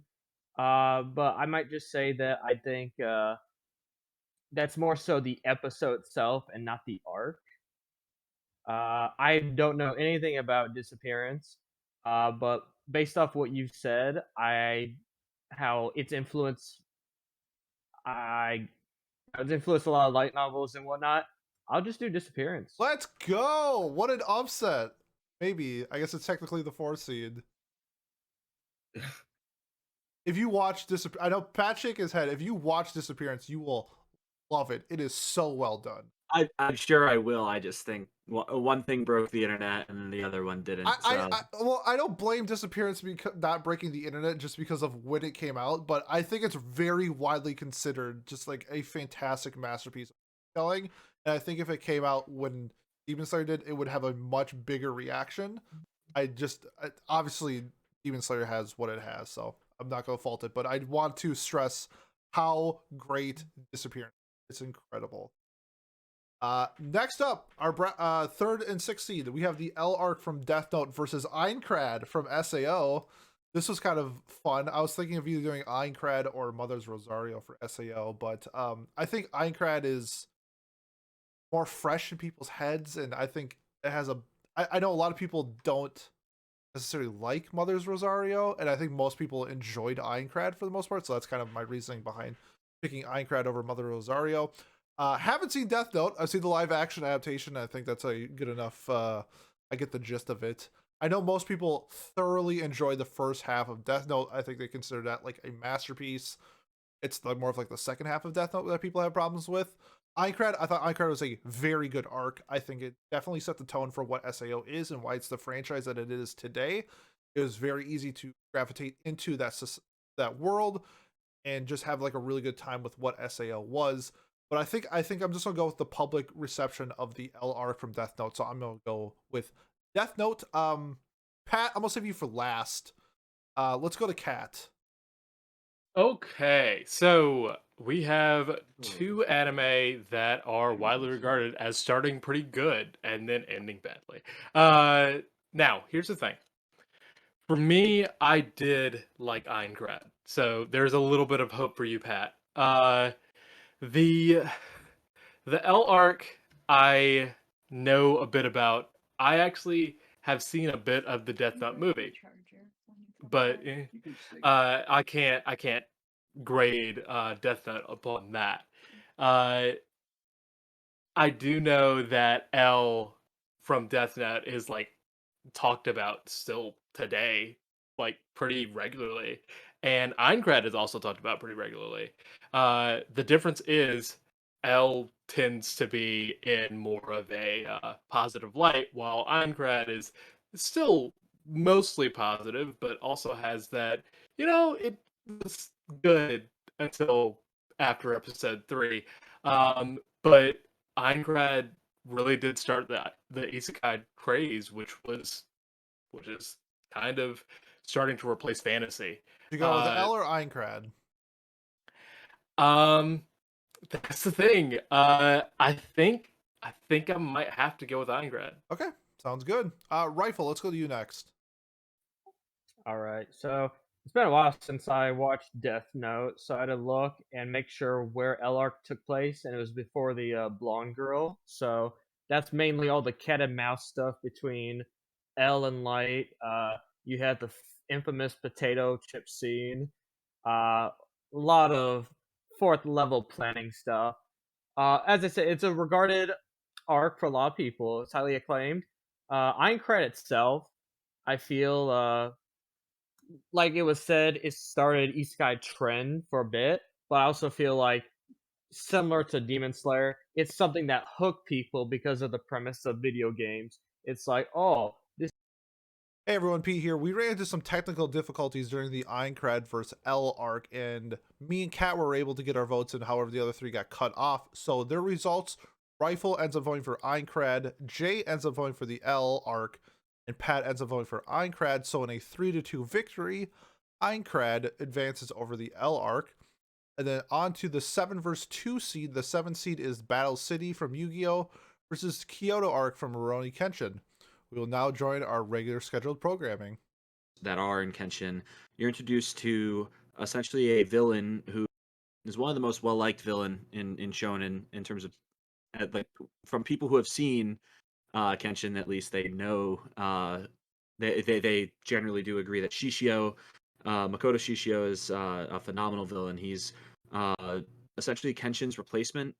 Uh, the military or the shogunate replaced Kenshin with another assassin, and then he feels betrayed by the military when they try to burn him alive and discard him. Whatever, he comes back, and now he's trying to kill Kenshin, who he blames for his downfall and stuff. So this arc does a lot of things really well. It takes Kenshin and uh, it shows the constant push pull of him trying to stay the Raruni that he is now, where he is no longer, he's not. Uh, he does his vow not to kill people, his vow to use the reverse blade sword and solve things peacefully, versus uh, him turning back to his old assassin ways for the sake of Japan, for the sake of the people, by taking out Makoto. Uh, I don't know. This arc is just uh, mind-bogglingly good, and I think it defines the show as well in terms of just every character has their moment in the arc, uh, with plenty of build-up and shows growth with all the characters as well. I don't know. I can't speak highly enough about it. So. I enjoyed Battle City, but I don't know. I feel Yu-Gi-Oh is popular because of Abridged, and not because it's Yu-Gi-Oh. So I'm gonna. Damn, hot take. I mean, it's like a joke of a hot take, right? Because obviously it's popular because of the card game, not because of Abridged. So there you go. Okay, so I'm assuming you're voting for the Kyoto arc. Yes. All right, sounds good. One thing that when I was doing my research, when I was looking up like the best arcs in anime, I was surprised. I shouldn't say surprised because it's just like in our inner circle, Rurouni Kenshin isn't talked about that much. But when you look up best arcs in anime, Kyoto is like mentioned a lot, and I think for that reason, I'm going to vote for it. So, it definitely makes me want to go out and watch or read it more than I have in the past. Let's go to Kat. Uh, um, I'm I have not seen either of these. Um, and to be honest, if I'm being very truthful here, like I haven't heard too much about Kyoto, and I haven't heard too much about Battle City. I mean, of course, Yu-Gi-Oh was aired like when we were kids on like Saturday morning television and Toonami, or at least on Saturday morning television. Um, and Kyoto might have been aired on Toonami. It I think it was. was. It was. Yeah. So, I mean, they both have their impacts, but to in my opinion, like Kyoto had an impact of shonen, and Yu-Gi-Oh had an impact of Pokemon-esque shows. Uh, and personally, I think that the impact on Pokemon-esque shows was a little bit less than the impact of shonen. So I might actually have to go with the Kyoto arc also. Okay, sounds good. Rifle, your thoughts? I honestly have never seen either of these. Uh, know little about them. I try to study up on Battle City. I got a big idea. Uh, just basically a big tournament arc. People fighting in a place called Battle City with their cards. Yep. Got Seto Kaiba being Seto Kaiba. And at the end, it's basically Yuji versus Big Baddie and involving the 3 Egyptian god cards or whatever. Uh, I know it's not gonna win, but I'll still represent Yu-Gi-Oh! Do Battle City. Okay, sounds good. And Jay, your final thoughts? Uh, I've seen Battle City. It's kind of like it's not even really my favorite Yu-Gi-Oh arc. I have seen parts of Kenshin, but not Kyoto. But I will vote for Kyoto simply because the villain from that is what directly inspired the character of Mekamaru in Jujutsu Kaisen. So, from word of God from the mangaka. So Okay, Kyoto for me because of the Jujutsu Kaisen rip. right on. Awesome. So in a 4-1 victory, the Kyoto arc defeats Battle City. Get into our final rounds of the Demon World bracket: Dark Tournament versus Disappearance. Said before, I think Disappearance is a fantastic film. The writing in it is genius. The fact that the movie is like 2.5 hours long, and it felt like 15 minutes, I think says a lot to how great the Disappearance is. However, I think the impact of the Dark Tournament is just way too much. It is a staple, I think, widely considered as not only the best shonen arc, but I think a lot of people consider it the best arc in anime history. I think it's just so well crafted, and I think that's what why Dark Tournament even now is still talked about so much. Came out in like the 90s, early 2000s. So I'm going Dark Tournament. Let's go to Rifle next. Hey, that's nice. Yeah, like you said, I don't know too much about Disappearance. I do believe, like you said, it had an impact, but so did Dark Tournament. It just overshadowed it. People just still talk to it to this day. I felt like there was a lot more fun stuff. I can't really figure anything out about Disappearance, so I gotta go with Dark Tournament. Okay, sounds good. Let's go to Jay. Simply gotta go with the Dark Tournament. It's the most perfect tournament arc in shonen, actually just anime history in general, I would say. Uh, Toguro is an incredible villain who didn't do anything wrong in my opinion for the most part, minus the soul draining stuff.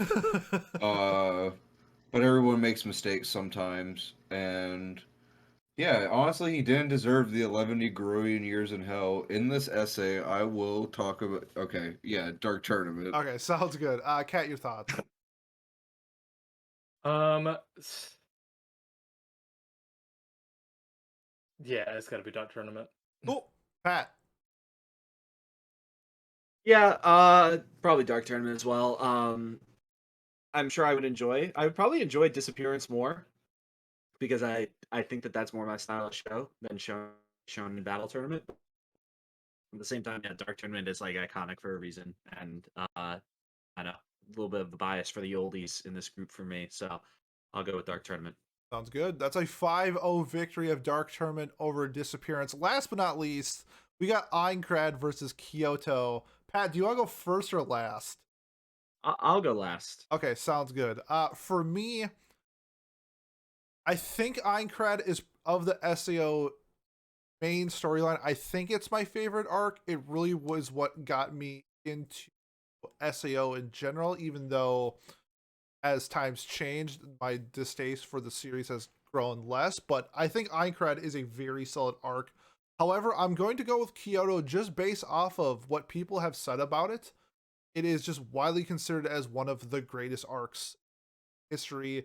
On like every list I see, I've never heard one single person talk bad about the Kyoto arc, where Einkrad maybe is not that. So just based off of that, I'm going to go with Kyoto. Let's go to Rifle next.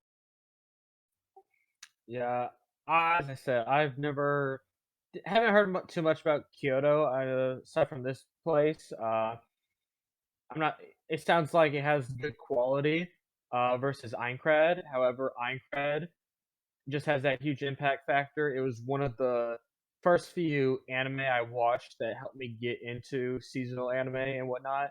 So I just gotta go with Einkrad. Okay, I like that. I like that reasoning. Let's go Cat.